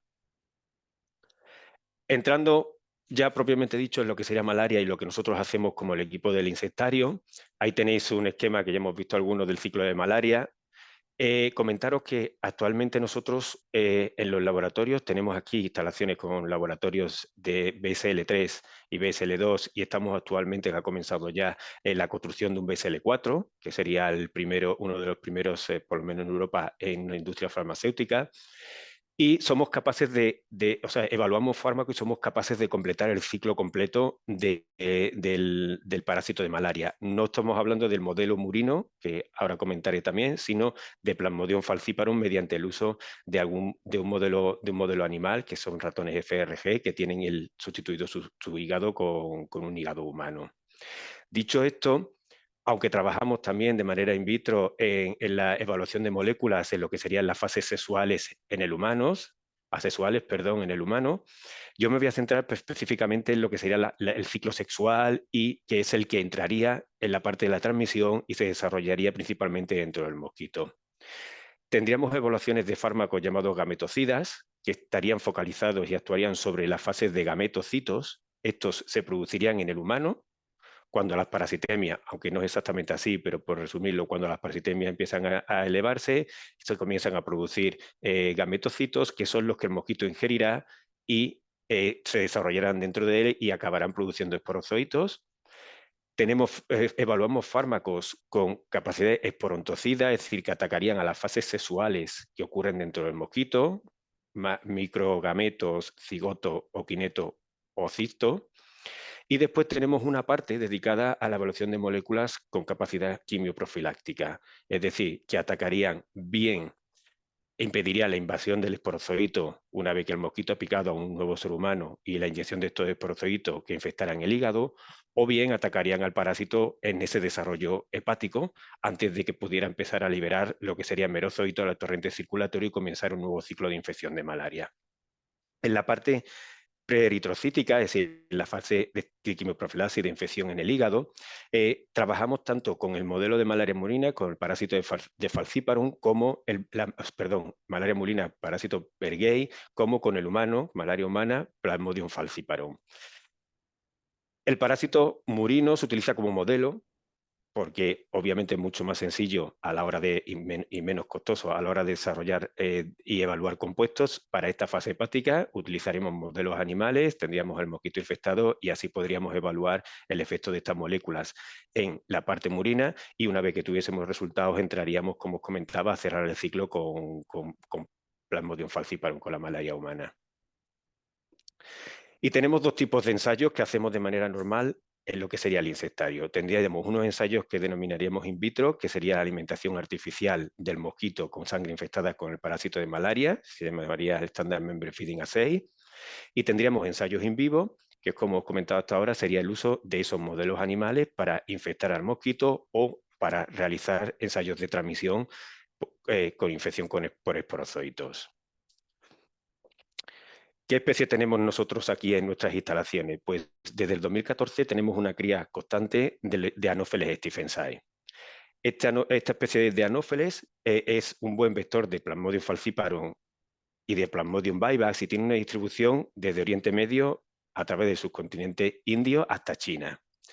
Y es interesante también porque desde 2012-2013 se ha detectado su presencia en el Cuerno de África y está ahora mismo en una expansión por África Central, apareciendo en más localizaciones y lo más importante, está produciendo un incremento en muchas de esas ciudades de los casos de malaria, principalmente porque es una especie, aparte de invasora, que se desarrolla asociada al humano, es decir, le gustan las zonas urbanas y zonas periurbanas, y no estaba en su día controlado, con lo cual esos picos tanto de malaria, de Plasmodium falciparum como de vivax, que no eran muy frecuentes en la zona, están apareciendo con bastante más intensidad. Como os comentaba, la criamos aquí, tenemos la colonia constante de cría del mosquito y normalmente para nuestros ensayos tenemos ensayos semanales de evaluación de moléculas y estamos en una producción de alrededor de unos 10.000 mosquitos por semana para usarlos tanto para la cría como para los ensayos.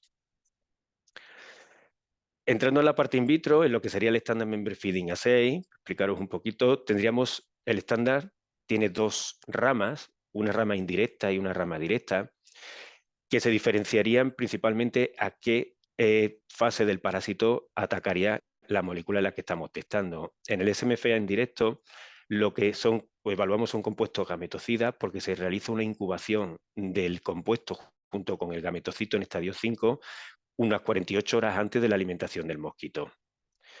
Y después tendríamos un SMFE directo, que serían compuestos esporontocidas, es decir, compuestos que actuarían sobre esas fases sexuales en el mosquito, en los cuales, y vamos a ver más detalles más adelante, cuando alimentamos al mosquito con sangre, en ese momento se le añadiría el compuesto, sería ingerido inmediatamente por el mosquito y este compuesto actuaría dentro del intestino del mosquito atacando a estas fases sexuales del parásito. ¿Cómo realizamos el estándar en un ensayo tipo? Pues un ensayo de infección de mosquito y evaluación de moléculas con el estándar MMFID-AC comienza 2 semanas antes del propio ensayo de alimentación del mosquito, en la que comenzaríamos en la producción in vitro de gametocitos de Plasmodium falciparum hasta estadio 5, que esto nos lleva unos 16 días, en sincronización con lo que sería el desarrollo del mosquito, de manera que al mismo tiempo, a esos 16 días, cuando vamos a realizar el estándar MMFID-AC, tendríamos gametocitos en estadio 5 del parásito y mosquitos adultos de entre 5 y 6 días de edad. Perdón. Cuando tenemos esto, si realizamos un estándar MMFID-AC indirecto, recordad que sería con una incubación, como veis, no sé si estará aquí, sí, creo que tengo aquí el puntero, ¿verdad? Bueno, se ve el ratón. Tendríamos una incubación Tienes ahí el pointer options. Si le das aquí ahí. abajo, ¿verdad? No, Aquí está, sí. vale. Ahí está. Tendríamos 48 horas de incubación a día 14 con el compuesto con estos gametocitos en estadio 5. Cuando terminan estos 2 días, el cultivo se lava y se cuenta en los controles, obviamente, porque si el compuesto funciona no podríamos ir a los tratamientos, contaríamos la gametocitemia, que tendría que ser más de un 2%, los centros de flagelación, que para quien no lo controle, la flagelación es cuando el parásito entra en el mosquito debido a la diferencia de temperatura, esa bajada de 37 a 21, 22 grados, lo que se produce es que el gameto masculino se transforma en microgameto, son como 8 flagelos y empezaría a moverse, y esos serían los centros de flagelación que al mover los RBC podemos contar y podemos hacer una estimación de cuántos hay. Si esto se relaciona con la proporción de sexo, es decir, deberíamos tener un ratio de 1 a 3, un macho cada 3 hembras, debido a que cada macho produce un mayor número de microgametos, entre 6 y 8. Con lo cual, si todos estos parámetros, una vez que hacemos este chequeo, están correctos, procederíamos a realizar el estándar MMFID-AC. Eso, reconstruiríamos la sangre con los distintos tratamientos y procederíamos a la alimentación artificial del mosquito. ¿Y cómo hacemos esto? Pues los mosquitos previamente lo que hacemos es que los hemos dividido en pequeños botes de 40 hembras cada uno. Estas hembras están apareadas, pero no se han alimentado nunca con sangre. Tenemos, para cada tratamiento, normalmente ponemos un duplicado interno, tenemos 2 CAP para controles y 2 CAP para cada dosis que evaluemos. Y como veis, estarían en un incubador a 26 grados y medio, estarían en oscuridad y se conectan a unos alimentadores de cristal, los llamamos feeder, pero bueno, son alimentadores que por la parte de abajo estarían abiertos y por arriba. Por la parte ventral se le colocaría una membrana de parafilm y todos estarían conectados a un circuito de agua a 37 grados centígrados para mantener esa sangre a 37 e imitar las condiciones del humano. Una vez que tenemos la sangre, pues vamos poniendo la sangre en función de los distintos tratamientos en cada bote y lo dejamos ahí durante 45 minutos. A 45 minutos se retiran y se traspasan a otro incubador a 26 grados y medio, 14 días de fotoperiodo y en torno a unos 80% de humedad relativa, y ahí se quedarían hasta 7 días que se realiza la disección de intestinos y hasta que llegamos a la disección de glándulas salivales. Cuando hacemos el ensayo directo del estándar, pues sería igual, solo que mediríamos los mismos parámetros además, solo que, como os comentaba, ese fármaco, como veis ahí, tenemos Falcon para cada Falcon sería para 2 botes y en ese momento, cuando se va a mezclar la sangre para ponerse al mosquito, se añade la correspondiente cantidad de compuestos en relación a la concentración que queremos testar. Y eso se añade directamente en el y dejamos el mismo tiempo y todo, 45 minutos, de ahí pasan al incubador, se mantienen una semana y después 16 días cuando infectamos, o sea, diseccionamos glándulas salivales. ¿Cuáles son las capacidades de este ensayo? Es un ensayo bastante costoso en recursos y en tiempo. Cuando hacemos estándar membrane feeding assay indirecto con incubación, es decir, gametocidas, primero lo que hacemos para evaluar el compuesto es hacer un ensayo a una sola dosis, a 1 micromolar. ¿Por qué? Porque si el compuesto es bueno, es decir, nuestro rango, si este compuesto sirve, a 1 micromolar tiene que tener un valor de inhibición el compuesto cercano a la IC90, es decir, casi el 90% de los mosquitos deberían estar no infectados. Si esto se cumple o está próximo a este rango, pasaríamos a hacer un estándar membrane feeding assay a una dosis completa, una dosis respuestas. Nuestra capacidad es, recordad que hay 2 botes de 40 mosquitos y cada tratamiento son 80 mosquitos y tendríamos la capacidad de hacer un control más 7 dosis. Y jugamos normalmente de un rango desde 1 micromolar hasta 0,001 micromolar. Esos serían los rangos de dosis en las que jugamos. Y obviamente mínimo 3 compuestos, o sea, 3 experimentos por compuesto para tener unos resultados sólidos. Si nos vamos al directo, el procedimiento es el mismo. Normalmente hacemos a single dose. En términos generales nos quedamos aquí, si funciona single dose, porque el directo normalmente se hace asociado al indirecto, es decir, si tenemos un compuesto que tiene muy buen recorrido con incubación a dosis completa, aquí lo que queremos simplemente en el paquete de ese compuesto es tener también que tiene un efecto o no tiene un efecto sobre las fases sexuales, con lo cual simplemente teniendo esa IC90 a 1 micromolar de momento nos serviría. En casos concretos, cuando el compuesto tiene mucho interés, sí iríamos a un estándar directo a una dosis respuesta, pero no suele ser lo habitual. Vale.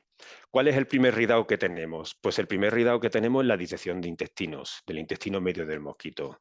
Es decir, ahí tenéis fotos en la parte de arriba de falciparum, infección por falciparum, y abajo son intestinos con infección con Bergey, con la malaria murina. Las disecciones para falciparum las haríamos a 7 días tras la infección y las infecciones con Bergey las haríamos a 9 días tras la infección, principalmente por la diferencia de temperatura en el desarrollo que tiene cada parásito. Falciparum es 26 grados y medio y Bergey lo mantenemos a 21 grados, con lo cual el ciclo de Bergey se prolonga en el tiempo debido a la temperatura.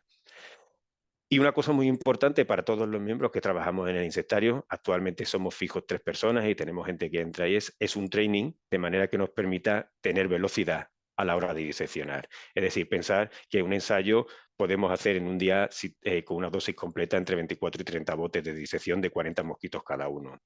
Con lo cual, tenemos tener un bote de 40 hembras como mucho cada 10 minutos diseccionado. Lo ideal es que el primero dure 10 minutos, pero mientras que tiñes el intestino con mercurocromo, que son esos 10 minutos, 6-10 minutos, depende del batch de mercurocromo, ya tengas diseccionado el siguiente. Es decir, pensar que esto al fin y al cabo son unos resultados, llevamos unos plazos y no deja de ser una industria y el training que hemos recibido todo es para el objetivo principal y tú tienes un acto de entrenamiento cuando realmente cumples estos parámetros de velocidad y obviamente de calidad a la hora de contar los ocitos, porque una vez que tenemos esos migas teñidos, lo que se hace es el contaje en microscopio, es decir, de manera visual, de momento. Actualmente estamos trabajando en la realización de un contaje, una vez que tengamos los ocitos, los intestinos diseccionados así, a través de un script, de manera automática poder contar esos ocitos y no tener que estar en el microscopio contando, porque en el caso de falciparum es manejable, en el caso de Bergey es imposible. Si podéis ver todos los puntitos rosas que prácticamente cubren el intestino completamente. Cuando tenemos el resultado de las disecciones en un estándar, construimos estas gráficas que veis a continuación. Cada puntito que tenéis en el control de los diferentes tratamientos sería un intestino y el número de ocitos que posee cada intestino. Si tenemos una single dose, como podéis ver en la primera gráfica, pues aquí sí tenemos que prácticamente tiene casi un 100% de inhibición, tiene un bloqueo en la transmisión de si no me falla la vista, de un 95%. Si vamos a full dose, tendríamos que ver, como pasa aquí, que los controles tienen una infección bastante buena y conforme vamos disminuyendo la dosis, vamos viendo paulatinamente el incremento de esa infección dentro del mosquito, en los diferentes intestinos. Y este sería el directo, que sería exactamente igual, y normalmente las diferencias en términos generales de los compuestos que tienen muy buena inhibición en la parte de single dose, en el indirecto, en la parte directo es un poquito diferente, porque no hay periodo de incubación, tienen que actuar sobre un periodo de tiempo mucho más reducido, y eso al final también afecta, aunque el compuesto sea bueno, no tenemos todavía, y es difícil tener la capacidad de hacer estos ensayos del mosquito in vitro, aunque sé que hay mucha gente que está trabajando con ello y espero que pronto se pueda conseguir tener un ensayo in vitro que podamos tener una incubación con las fases del mosquito de malaria, porque de Bergey está un poquito más avanzado. Todo esto nos permite a su vez calcular las IC50, los valores de IC50 de los compuestos, tanto para la inhibición de la flagelación, os comentaba esa flagelación del gametocito, el microgameto masculino, así como a la hora de poder calcular dos parámetros muy importantes para la idoneidad de un compuesto, que sería el porcentaje de reducción de oocitos, el OR, que estaría basado en la intensidad media de oocitos que posee el intestino, y el porcentaje de bloqueo en la transmisión. El bloqueo de la transmisión estaría basado en las prevalencias. Y esto es importante porque si no lo sabéis, que creo que sí, lo que sería la prevalencia se calcula como el porcentaje de intestinos que tienen al menos un oocisto. Mientras que la reducción de oocitos, tenemos una reducción, pero nada más que el mosquito tenga 1, 2 o 5 oocitos ya va a tener la capacidad de transmitir. Por tanto, si tenemos compuestos con un porcentaje de bloqueo de transmisión de un 95%, es bastante bueno, porque solamente ese 5% que nos queda restante de mosquitos ha tenido algún oocisto, que habría que ver qué densidad, pero el resto, esos 95, no tiene ningún oocisto presente en el intestino, con lo cual la eficacia del compuesto sería bastante buena.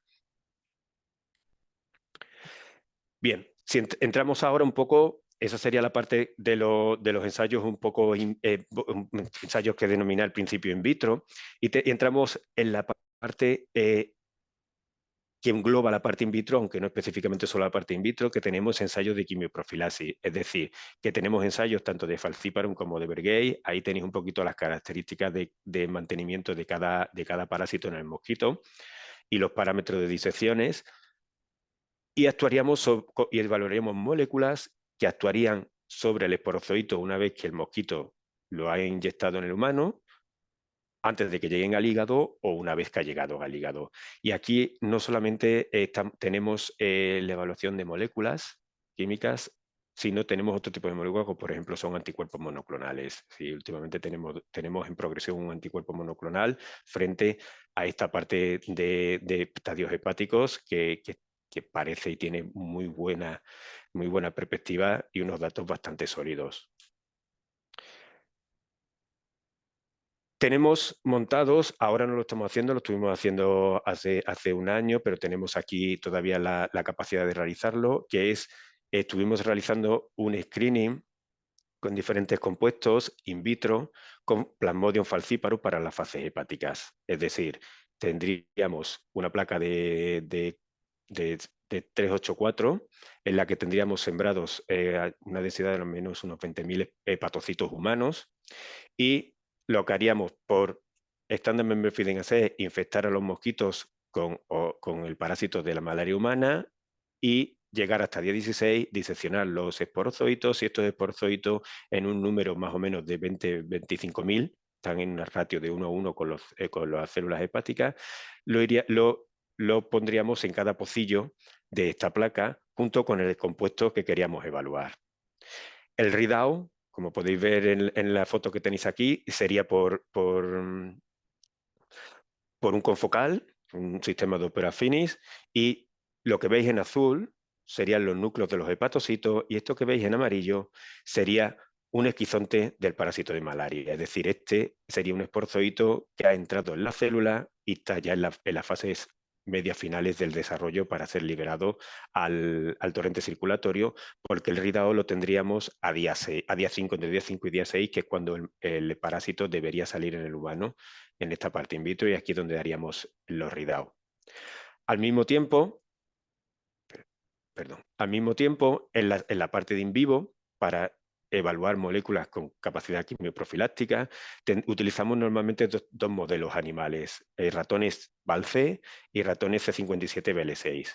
Con los ratones Val-C, los ratones serían infectados con las fases sexuales del parásito y a luego entre 4 y 5 días después, cuando ya tienen, porque en Bergey esos gametocitos se generan de manera automática, no es como Falciparum, aunque necesita ciertos estímulos que son bastante complejos para generar gametocitos, aquí se generan de manera habitual. Cuando pasan esos 3-4 días, estos ratones se utilizan para infectar a los mosquitos, es decir, los ratones se utilizan, se colocan encima de los botes, se anestesian y el mosquito se le permite alimentarse directamente cada bote con un ratón y a infectarse con el parásito de malaria murina. Cuando pasan en torno a unos 21 días, lo que realizamos es los ensayos de transmisión y para esto utilizamos el modelo animal C57BL6, que es el que es más susceptible a la infección hepática por parte de Plasmodium berghei. Por eso es la diferencia de modelos animales. Aquí tenemos el ridado de las glándulas salivales, que es lo que utilizaríamos previamente, como explicaba, en la infección bien de células hepáticas o bien en la transmisión al ratón. Y tendríamos disecciones a los 16 días en el caso de Falciparum, tras la infección del mosquito, o a día 21 en el caso de malaria murina. ¿Y cómo realizamos estas disecciones? A ver, es sencillo, muy tedioso, pero es sencillo. Una vez que tienes la práctica, tendríamos los botes infectados en esos pequeños botes, los mosquitos, perdón, en esos pequeños botes de 40 hembras. Los anestesiaríamos con CO2 durante 1 o 2 minutos y los pasaríamos a una placa Petri en hielo.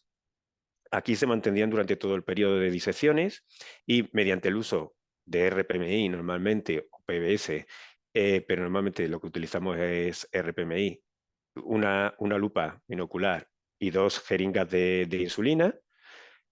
Con esas 2 jeringas, como veis en el dibujo más abajo, una serviría para sujetar al mosquito por la parte más o menos mediana del tórax y con la otra aguja tiraríamos hacia en este caso, nuestra izquierda, de la cabeza, y con la que estaba sujetando el tórax cortaríamos, de manera que nos quedaríamos, como veis aquí, con la cabeza y con las glándulas salivales atadas. Una vez en esta situación, sujetando en la probóscide con una de las jeringas, cortaríamos por aquí, cogeríamos las glándulas salivales y las trasladaríamos a un ependor con RPMI que se mantiene en hielo. Normalmente, ¿cuáles son las capacidades? Como decía, pues en este caso la capacidad es mucho más rápida, es decir, tenemos que tener un training que nos permita realizar el mayor número posible de disecciones en el menor número de tiempo. ¿Por qué? Tenemos visto que, por ejemplo, con Falciparum, Bergey tiene un poquito de más resistencia, pero Falciparum las infecciones bajan drásticamente si nos pasamos diseccionando más de la hora y media. Entonces tenemos establecido 1 hora y media de disecciones, a partir de ahí esos esporzoitos se cuentan y se pasan se utilizan para los ensayos, porque si nos pasamos, si llegamos a 2 horas, por ejemplo, la infección disminuye bastante. La velocidad que tenemos, pues, es un mosquito por minuto para poder llegar a lo que queremos hacer. Normalmente somos 3 personas diseccionando y hacemos en esa hora y media entre 250 y 300 mosquitos. Y lo que hacemos es normalmente utilizar lotes de disección, es decir, es imposible tener, muchas veces los ensayos requieren mucha demanda de esporozoitos, entonces nos organizamos de manera que normalmente al día, cuando tenemos disecciones, hacemos unos 2 grupos de disecciones de 250 a 300 mosquitos para los ensayos. Y bueno, y más o menos, yo creo que no sé cuánto llevo de tiempo, la verdad, porque muchas veces hablo muy rápido, pero vale. Pues esta sería un poco lo que hacemos en cuanto a la parte de descubrimiento de moléculas y bloqueo de la transmisión de malaria con anófeles aquí en nuestras instalaciones de GSK. Pues muchas gracias, David. Un gustazo, la verdad, escucharte y conocer qué estáis haciendo también en la industria farmacéutica en este campo, porque es verdad que muchas veces pues, la industria no está muy presente en este tipo de actividades o contextos. Así que, bueno, pues nada, muchas gracias y un placer. Un No sé placer es mío, si... pero discúlpeme, y sobre todo Sí. dar a conocer, porque muchas veces, y sé que como algunos de vosotros ha pasado, que hay gente que puede saber que está aquí Glaso, pero hay mucha gente, sobre todo aquí en España, que no sabe que tenemos la colonia de mosquitos, que eso es lo raro en una industria farmacéutica. Sí, sí, la verdad que sí. Muchas gracias. A Y, vosotros. y, a ver, no sé si hay alguna pregunta. En el chat no veo ninguna. Eh, yo sí que quería preguntarte, en los ensayos donde estudiáis el porcentaje de bloqueo de los ooquistes, Ujú, claro, comentabas que un 90% pues está muy bien, aunque te quede un 5% con al menos un ooquiste ya serían capaces de transmitir, porque cada ooquiste tiene muchísimos esporozoitos. ujú. Pero también es verdad que luego, desde el momento de ooquiste hasta que se transforman en esporozoitos, pues sufren por el sistema inmune del mosquito, que aquí, bueno, Álvaro lo puede comentar muy bien, Ujú. se reduce muchísimo la cantidad de oquistes a luego esporozoitos. O sea que mi pregunta es que no sé si en estos compuestos que veis que tienen un bloqueo de la transmisión a nivel de oquiste, entiendo que luego continuáis y le miráis el número de esporozoitos, ¿no? Porque a lo mejor luego os da la sorpresa de que no tenéis Sí. esporozoitos.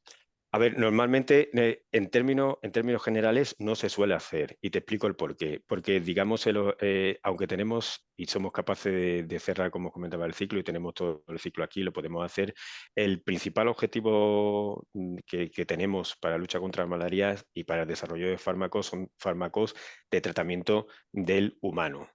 Es decir, no buscamos un compuesto, es verdad que aquí está el bloqueo de la transmisión, pero ese bloqueo de la transmisión, por eso también veréis que es ensayo directo. Al fin y al cabo, muchas veces no se hace una full dose, porque lo que buscamos son compuestos, y ahora hay mucha tendencia a tener compuestos con formulación, lo que son los LACTI, con difuminación, con compuestos que tienen mucha permanencia en el humano, pero vas a tratar al humano y lo que se quiere ver aquí, como tenerlo también, si como consecuencia cuando llega el mosquito, cuando se alimenta por primera vez o cuando va a transmitir el proceso en quimioprofilaxis, ese compuesto todavía va a estar presente y va a actuar. Entonces, en términos generales no lo hacemos. Cuando hay un compuesto que sí da muy buen resultado, o que se espera, porque venimos ya en toda la cascada de evaluación de compuestos, viene con ensayos in vitro, con PRR de inhibición y tal, y entonces sí se hace, sí se mira de lo que queda, qué producción tiene. Sí es verdad que, como bien dices, la presión que tienen no solamente el nivel de ocitos una vez que se desarrollan por el sistema inmune, sino cuando esos esporocitos entran en la hemolinfa, esa difusión pasiva, aparte del sistema inmune, tiene una difusión pasiva, no todos llegan a las glándulas salivales, y de los que llegan a las glándulas salivales no todos se van a transmitir. Muchas veces la mayoría se quedan en esa glándula salival y ahí se quedan hasta que el mosquito muere o no llega realmente a transmitirlo. Entonces, sí, tenemos una estimación de lo que hay en la glándula salival.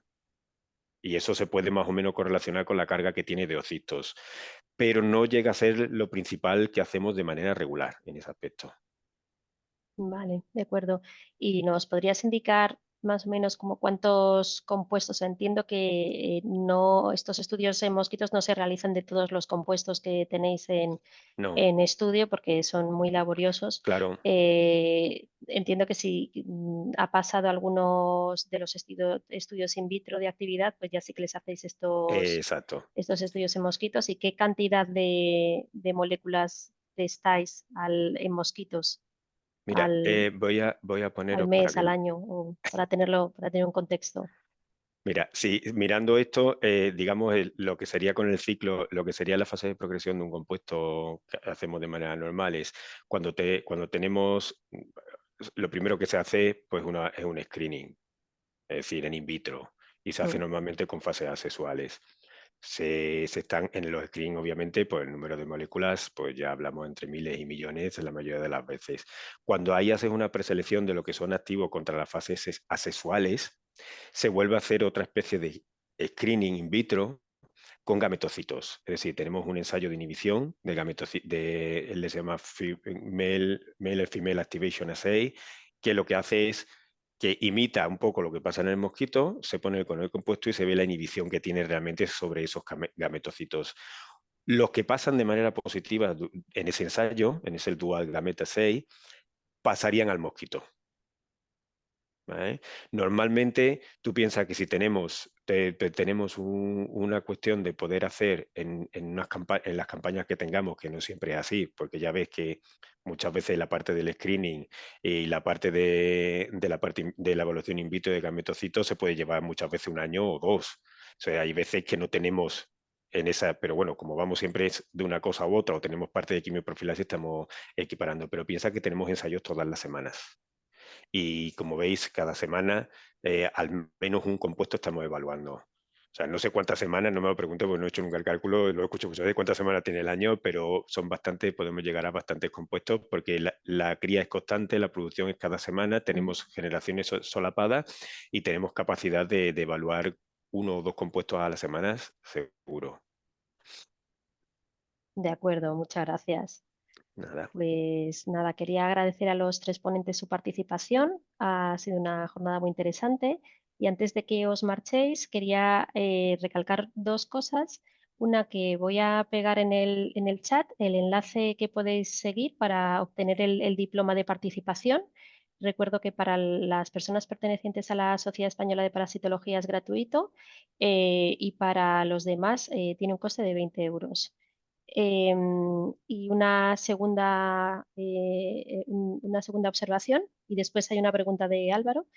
Solo quería comentar que bueno, nos han pedido desde la SOCEPA que difundamos, José Miguel lo ha contado brevemente también, que se está organizando un premio de divulgación científica sobre Ramón y Cajal, premio Nobel español, con el objetivo de promocionar el conocimiento científico, específicamente en la relación que tuvo Santiago Ramón y Cajal con los estudios de la parasitología y las enfermedades que lo ocasionan.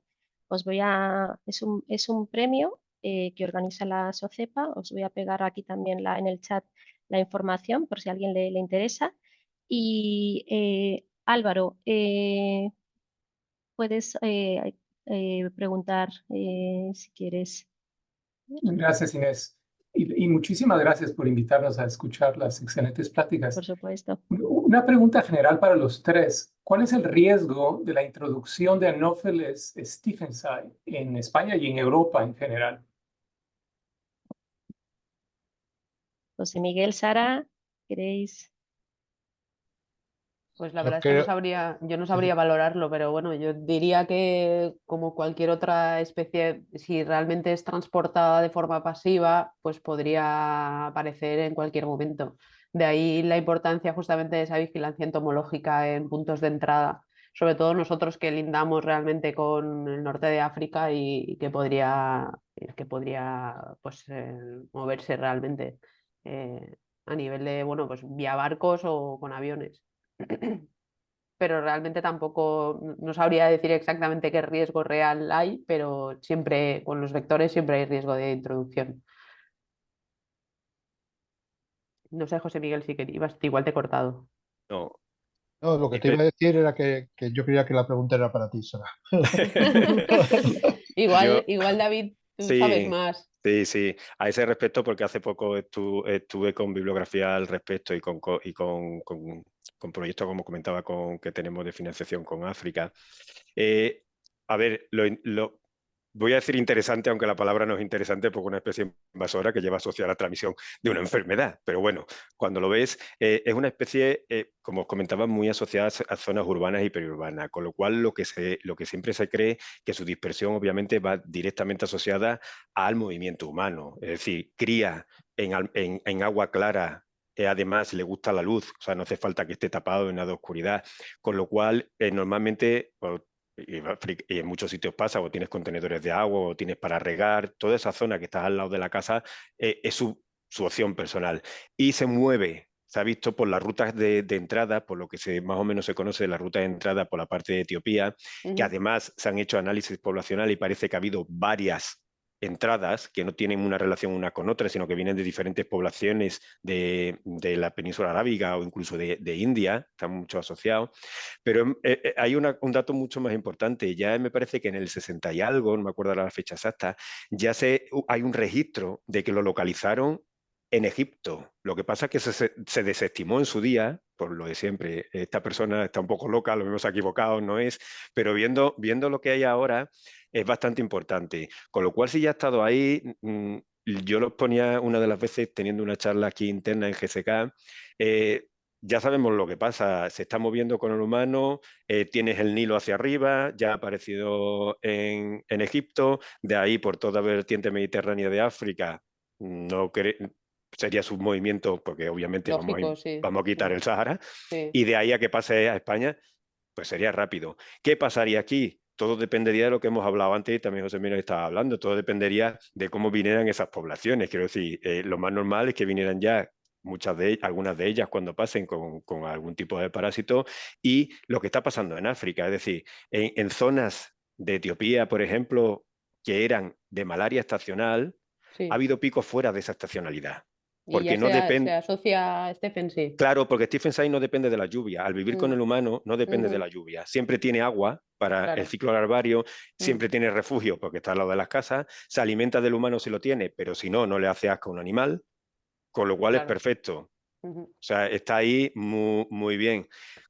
Me recuerda a alguien que tenemos ya instalado en España, ¿no? El mosquito tigre, que Claro, en cuanto a conducta es muy parecida. En el momento en el que sea exacto, periurbano, si exactamente, entra en las ciudades será muy difícil de de erradicar. controlar, sí. Y sobre todo lo que ha pasado en África, que hasta que se dieron cuenta que lo que eran no sabían por qué estaban esos picos, porque claro, tenían gambie o tenían el complejo o las Claro. otras especies y no sabían hasta que lo detectaron. Pero cuando ya lo detectaron ya habían tenido, tengo por ahí diapositivas, esto también podría ser en alguna otra charla y os lo mostraría, pero su bibliografía, ha habido los repuntes en algunos años bastante importantes y sobre todo eso, al ser un buen vector de buybacks también, han aparecido casos de buybacks en África que no suelen ser más normales porque suele ser más falciparum. Más, sí. Con lo cual, al final, es verdad que es difícil el establecimiento porque hay otros condicionantes poblacionales, genéticos y tal, también de la población africana que parece que estarían relacionados con que buyback allí no tenga un establecimiento bastante fuerte, pero ya sabemos que cuando hablamos de insectos, yo muchas veces llego a la conclusión que todo es posible. Así que no creo que tarde. Parece lamentable, pero yo no descartaría que en poco tiempo lo tuviéramos ya, por lo menos por el norte de África. Además tiene un ciclo bastante rápido, ¿no? ¿Verdad? El Anopheles stephensi sí es bastante... que Nosotros, prolifera de bastante rápido. sí, nosotros cuando lo tenemos, que como os comentaba, los tenemos a 26,5 y ese ciclo de 14-10, en 10 días tenemos ya el pico de ocupación. O sea que sí, es bastante... Y después es un mosquito bastante agresivo. Quiero decir, nosotros cuando lo ponemos, como habéis visto ahí, en el momento que le pones el parafín, que normalmente lo hace con las manos sin guantes para que no tenga olor a plástico, ya se queda impregnado con tu olor y sin sangre y sin nada, están todos arriba picando, intentando alimentarse. O sea que tiene buen carácter. Y Sara, ¿habéis encontrado en los servicios de vigilancia, en los programas de vigilancia de puertos, en este sentido, habéis encontrado algún Stephen Tsai? No, ¿No? afortunadamente. Menos mal, sí. Bastante tenemos con el Aedes aegypti en Canarias. Ya ves. No metamos nada más, por favor, por ahora paso a paso. Aprovecho para decir que esa va a ser una charla de un seminario La próxima, el ¿no? El mes que próximo viene, seminario. sí, que nos van a hablar del caso de la introducción de Aedes aegypti en Canarias, una de las 3 charlas. Pues nada, si alguien tiene alguna pregunta más o algún comentario, es libre de quitarse el silencio y hablar si quiere. Si no, pues damos por concluida esta sesión. Muchas gracias a todos por participar, a los ponentes, que ha sido un lujo escucharos. Y nada, pues nos vemos en la siguiente. Un Muchas placer. gracias. Qué Muchas puntuales. gracias. Gracias. Hasta luego. Hasta luego. Adiós.